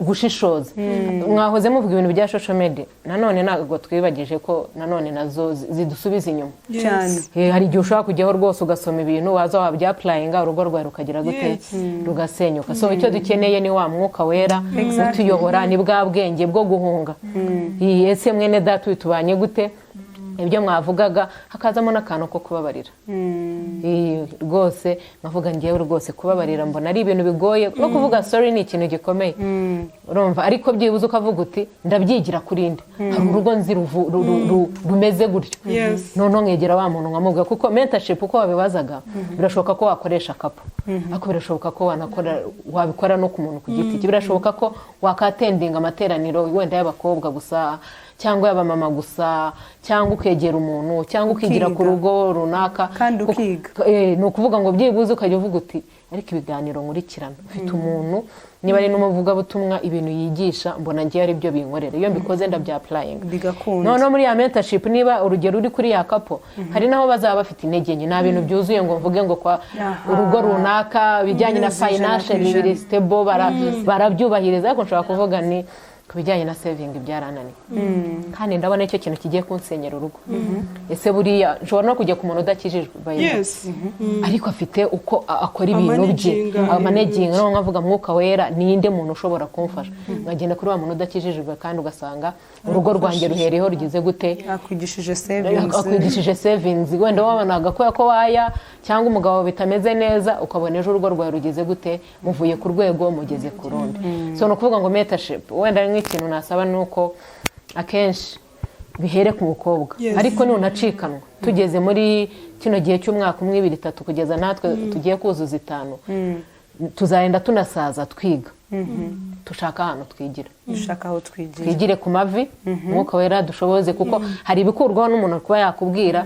ariko hari n'ibikurwaho no gusenga hari ibikurwaho na mwuka wera ese ko nayo ngiye kuvuga birashoboka ko mvuga mwuka wera akavuga ati oya buretse rwose ntabwo ari cyo gihe so no kuvuga ngo hari ibyo dushoboye umuntu kuba yakubwira ariko n'ibidafatika kandi nabyo dukeneye so no kuvuga ngo reka twige kandi hamwe n'Imana urugo ruraryoshye mu yandi magambo hari ikintu wenda navuga wenda ku muntu uzumva iki kiganiro twakunze kuvuga gusenga kandi nicyo cya mbere nicyo kitwubakiye no munsi nicyo kiturinze mu bukobwa ni nacyo kirinze abakobwa hanze hano ni nacyo wa mugani ababyeyi bacu urabizi ko hari igihe tubeshwaho n'amasengesho y'ababyeyi nicyo kintu wenda twavuga dushyize imbere cyane hari umuntu ushobora kwibaza se akumva tuvuga gusenga akumva gusenga ni kwa kundi ugenda ukamara ya minsi wiyiriza ukumva nyine ni ibintu bikomeye batazi yuko niyo uri murajya ku kazi ushobora gusenga ukiyaturiraho icyiza ukatura umunsi wawe uko ubifuza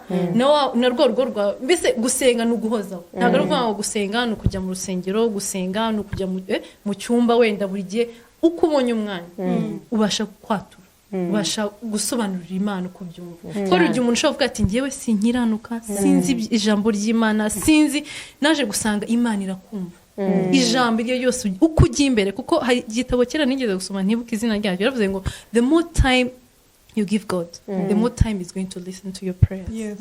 Nukuvuga ngo gusenga naruvuga ngo wenda nagira ngo wenda kugira ngo tugisobanure neza umuntu akumva ngo gusenga buri kintu cyose no gusenga akumva ni ibintu byo mu mwuka ni ibintu biraho byo kujya mu mwuka n'ubundi niyo haye Imana umwanya wawe uje muri uwo mwuka ariko nahandi no mu kazi igihe harakantu kaguye ubonye kakunyeganyeje uvuga ati Imana mwuka wera ndakwakiriye na magambo mbese wiyaturiraho na magambo handi buri gihe cyose aho ugiye hose uburi kumwe n'Imana uhamagara Imana ngwino turi kumwe niba ujyana hose nuvuga ngo nako nashango nsobanurire gusenga ni ngombwa naho wa momenta wawe adashoboye kuko no one is perfect Imana ibihari wow Imana ibaho umugisha rero turimo turagana ku musozo muvuza ibintu byinshi bikomeye mentorship irakenewe ari wowe ukurikiye ukeneye umuntu kumentaringa ari je urimo kuvuga nkeneye umentaringa ari aba bavandimwe ba young mothers bakeneye mentors n'abandi tugende tumentaringa nadushaka tumentaringa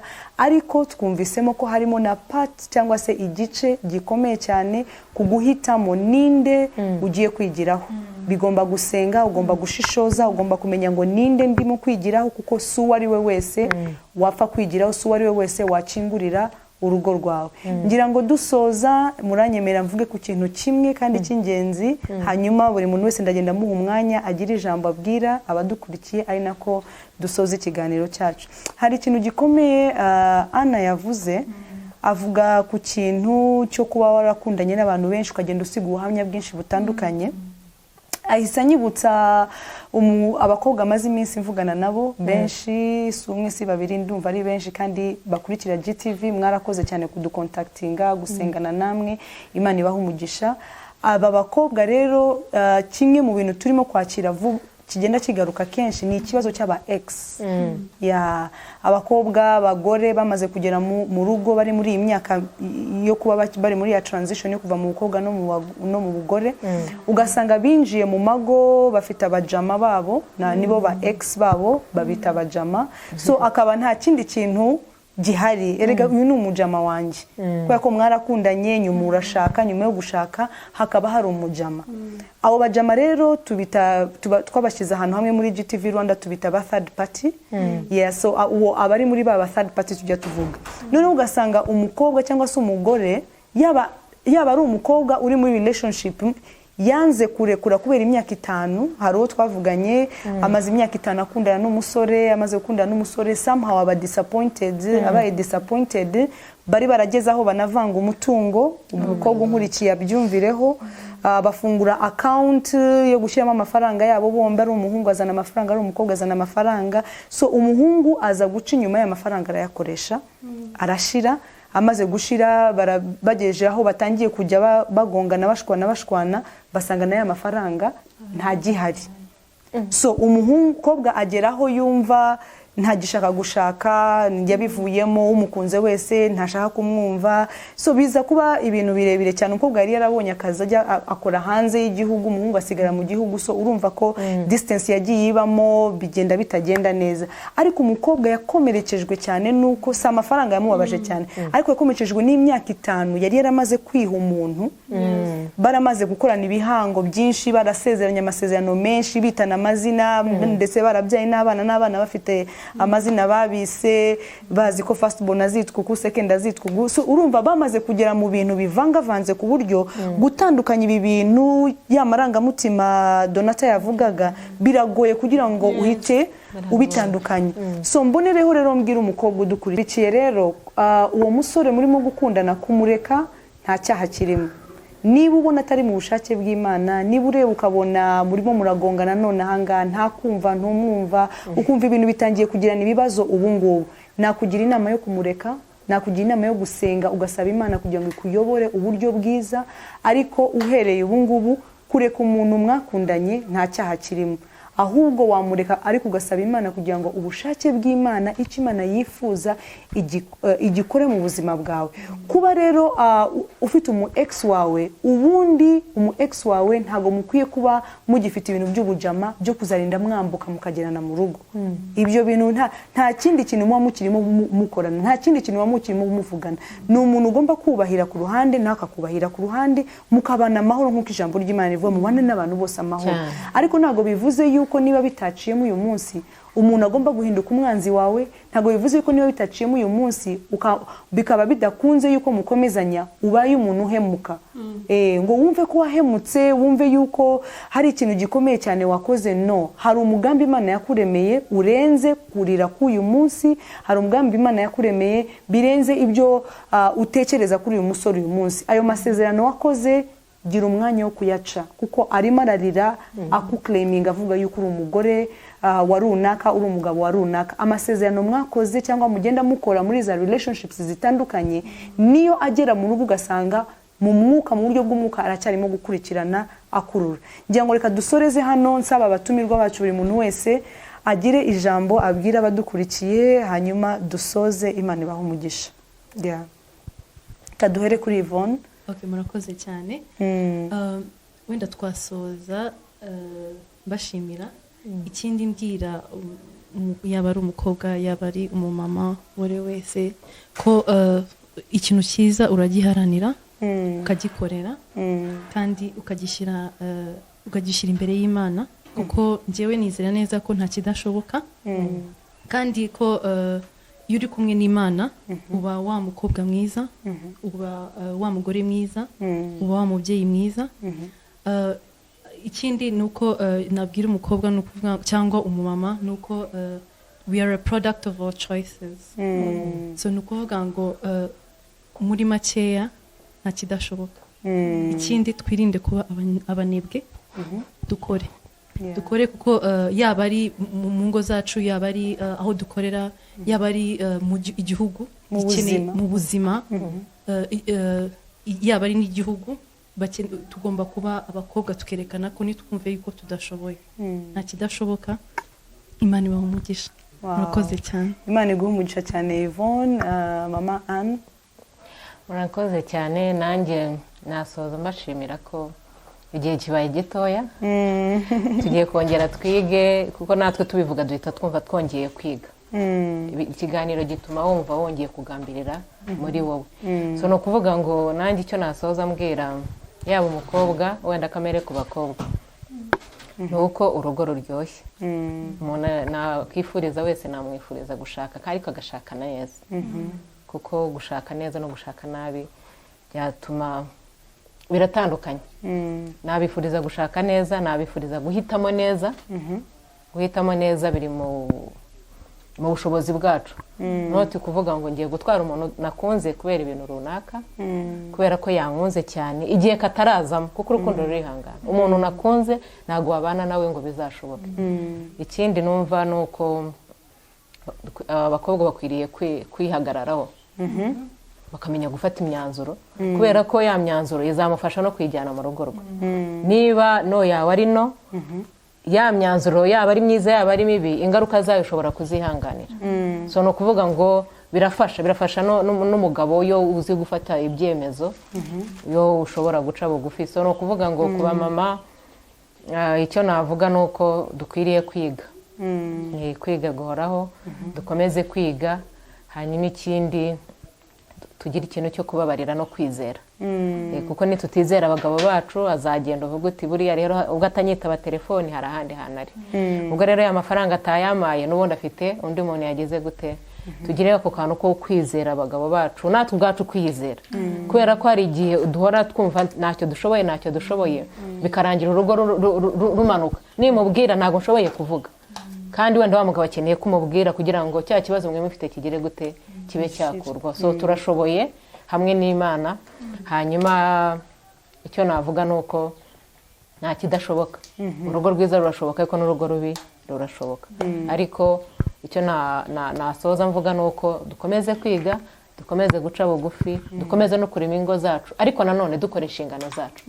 Dukora inshingano, ngo ngiye nk'umugore icyo ngomba gukora, ubundi negereza umugabo nawe gukora icyo agomba gukora.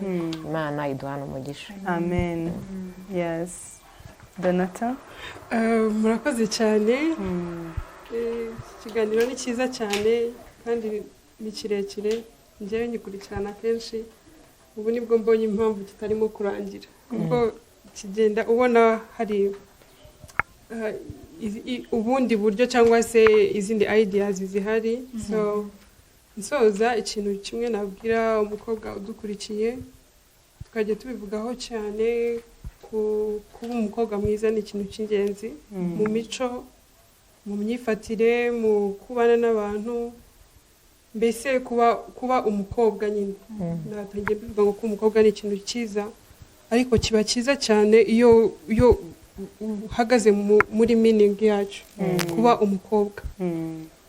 Ikindi kumenya icyo ushaka ukagiharanira, ukirinda sinzi ukuntu ndi bukivuge mu Kinyarwanda, reka nyivuge mu Cyongereza. Anita aramfasha. Don't settle for less. ntukemere guhendwa ngo unyurwe na bike. Kubera wenda pressure y'abantu cyangwa ikintu kumva nyine you have to settle for less. No, don't settle for less, kuko urashoboye, ushobora gukora ukacivinga ibintu hatabayeho support y'umusore runaka. So wumve yuko ushoboye, ureke kuba umunebwe, ube creative, ube organized mu bukobwa bwawe, ku buryo n'uwo mu ex Anita yavugaga azajya avuga ati uriya mukobwa yari umukobwa uri organized. Mu bukobwa bwawe ukaba uri mbese ukabuvamo ukajya mu budamu wumva nta kintu kigushinja inyuma mu gihe cyawe cy'ubukumi. Nicyo navuga nabwira abakobwa. Ikindi nabwira nk'abamama bagishaka ibintu barimo guhura na reality zirimo kuzunguza, ni ugusenga Imana. Twese Imana niyo idushoboza, niyo itwubakira, niyo iduhereza ibyo twifuza mu mago yacu. Ikindi tugakora tukareka kuba abantu bahora bademandinga ibintu byose ku bagabo bacu. Yes, ni byiza ko abagabo baduprovidingira, ariko nawe ugakora ukumva yuko hari part yawe ufite mu rugo rwawe. Yes, ugasenga Imana, wagira umugisha wo kugira umuntu wakomentaringa nk'ibyo twavugaga, ukamubaho hafi cyane, ukamwigiraho, ariko above all ugapfukama ugasenga Imana ikagufasha. So ndabashimiye cyane, Anita ndagushimiye kubwo kudutumira kugira icyo ducontributinga kuri no ministry. Nifurije abakobwa bose bari muri urugendo rwo gushaka kuzagira ingo nziza, n'abazigezemo mbifurije kuziboneramo imigisha no kuzigumamo. Imana ibahe umugisha. Imana ibahe umugisha cyane abatumirwa bacu. Imana ibahe umugisha, n'ubutaha muzongera mugaruke muri GTV. Turabanezerewe cyane. Imana ibahe umugisha. Imigani 18:22, urupfu n'ubugingo byose biri ku rurimi. Biri ku rurimi rwawe. Batwigishije, batubwiye ku kintu cyo kwatura neza. Iyatureho neza wa mudamu we, iyatureho neza wa mukobwa we, iyatureho neza wa mugabo we, wa musore we. Akanwa kawe kararema, gafite imbaraga. Reka twature neza, hanyuma niturenza tubikorerere. Nitumara no kubikorerera hamwe n'Imana, byose birashoboka. Dusoza ndagira ngo umukozi w'Imana Anna araza kuturagiza Imana. Ndagusaba kugira ngo ufate iyi link ugira umuntu yisangiza, umudamu runaka, umukobwa runaka, umusore runaka, wa mubyeyi udukurikiye, gira link uha abana bawe, kuko nibo ngo z'ejo barimo baritegura kugira ngo binjire mu rugo. Ndabasabye kugira ngo ibi byiza Imana iba yatugejejeho ntitukazajye tubireba ngo tubyihererane, ahubwo gira umukobwa wafasha, gira umwana wafasha hirya no hino, gira umugabo, gira urugo wafasha, kuko twese dukeneye gufatanya muri uru rugendo hamwe n'Imana. Byose birashoboka. Gira umuntu uha link, kuko ntawamenya uw'Imana yashize mu nzira yawe kugira ngo wowe abe ari wowe umubera ikiraro cyo kugira ngo ahari urwo rugo rwe rugaruke, ahari ayo marangamutima ye abashe gusanwa, asangwe n'ijambo ry'Imana, asangwe n'ibiganiro nk'ibi ngibi. Imana ibahe umugisha, turabakunda. Reka tusabe Mama Anne adusengere, hanyuma adusoza iki kiganiro. Imana ibahe umugisha. Mana nziza, Mana ishobora byose, tuwushimiye kubw'umwanya mwiza waturemeye kugira ngo twongere gusana imitima yacu, wongere kuganiriza ibyumviro byacu. Tugushimiye rero ubw'amagambo meza twumviye hano, ni meza kandi arakomeye, kandi tubonye adufasha. Tugushimiye rero ko uhari kugira ngo ukomeze kubana natwe mu biganiro bitandukanye. Amen. Twatekereje kwiga, twatekereje kugira abajyanama beza, twatekereje kugambirira gushyashya. Dusengeye abakobwa muri rusange, abo tuzi n'abo tutazi, abakijijwe n'abadakijijwe, kuko ntabwo ingo ari iz'abakijijwe gusa. Turasenga kugira ngo buri mukobwa wese ubane nawe, ubahereze ubwenge, ubahereze gushishoza, ubahereze ibikenewe byose kugira ngo umugambi wawe ubashe kugerwaho. Turasenga rero kugira ngo ubuntu bwawe bukomeze kubabaho, ukomeze kubashoboza ibyo bagambirira, abo bakundana nabo, ubane nabo, ubarinde ibikomere, ubarinde ubuhamya bubi, ubarinde bidakwiriye, ahubwo umwuka wawe yarakomeze kubana nabo kugira ngo abigishe ibikwiriye no mu gihe gikwiriye. Dusengeye rero n'imiryango yacu, dusengeye abashakanye, ari abatibigeramo, ari ababimazemo iminsi. Tuzi neza ko reality zijya zibasha kutugonga, rimwe na rimwe tukabivamo, rimwe na rimwe tugacika intege, rimwe na rimwe tukumva kugambirira kundi kutari kwiza. Mana turasenga kugira ngo bari wowe ukomeze imiryango yacu, duhereze ubwenge, tugirire neza, bana natwe dukomeze. Turasenga kugira ngo ibyo tutakoreye tukiri abakobwa ubashe kubidufashamo mu gihe tugeze mu rushako, ubane natwe tugire neza, ko tuzi neza ko gushaka n'umugambi wawe. Rero iyo Satani atawifuje bigapfa, tuzi neza ko umugambi wawe ntabwo ubugezweho. Turasenga rero kugira ngo umuntu wese uzumva kino kiganiro, turasenga kugira ngo rwose umugirire neza, umwigishe ndetse ukomeze kuganiriza umutima we kurusha ibindi byose. Urinde imitima yacu, urinde akanwa kacu, tuvuge iby'umumaro bitari iby'umumaro bitube kure. Urakoze rero kuko ugize neza ibyo tudasengeye kandi uzi ko amago tubikeneye ubiduhereza, n'ibyo tutavuze ndetse byinshi bikomeye kandi tunakeneye. Reka rero Data buri muntu wese ukomeze kumuganiriza no kumugirira neza, ni mu izina rya Yesu dusenze turagushimiye. Amen. Imana ibaho umugisha cyane, abatumirwa bacu Imana ibaho umugisha, n'abadukurikiye Imana ibaho umugisha, turabakunda cyane kandi turabasengera. God bless you. Bye bye, naho ubutaha. Thank you.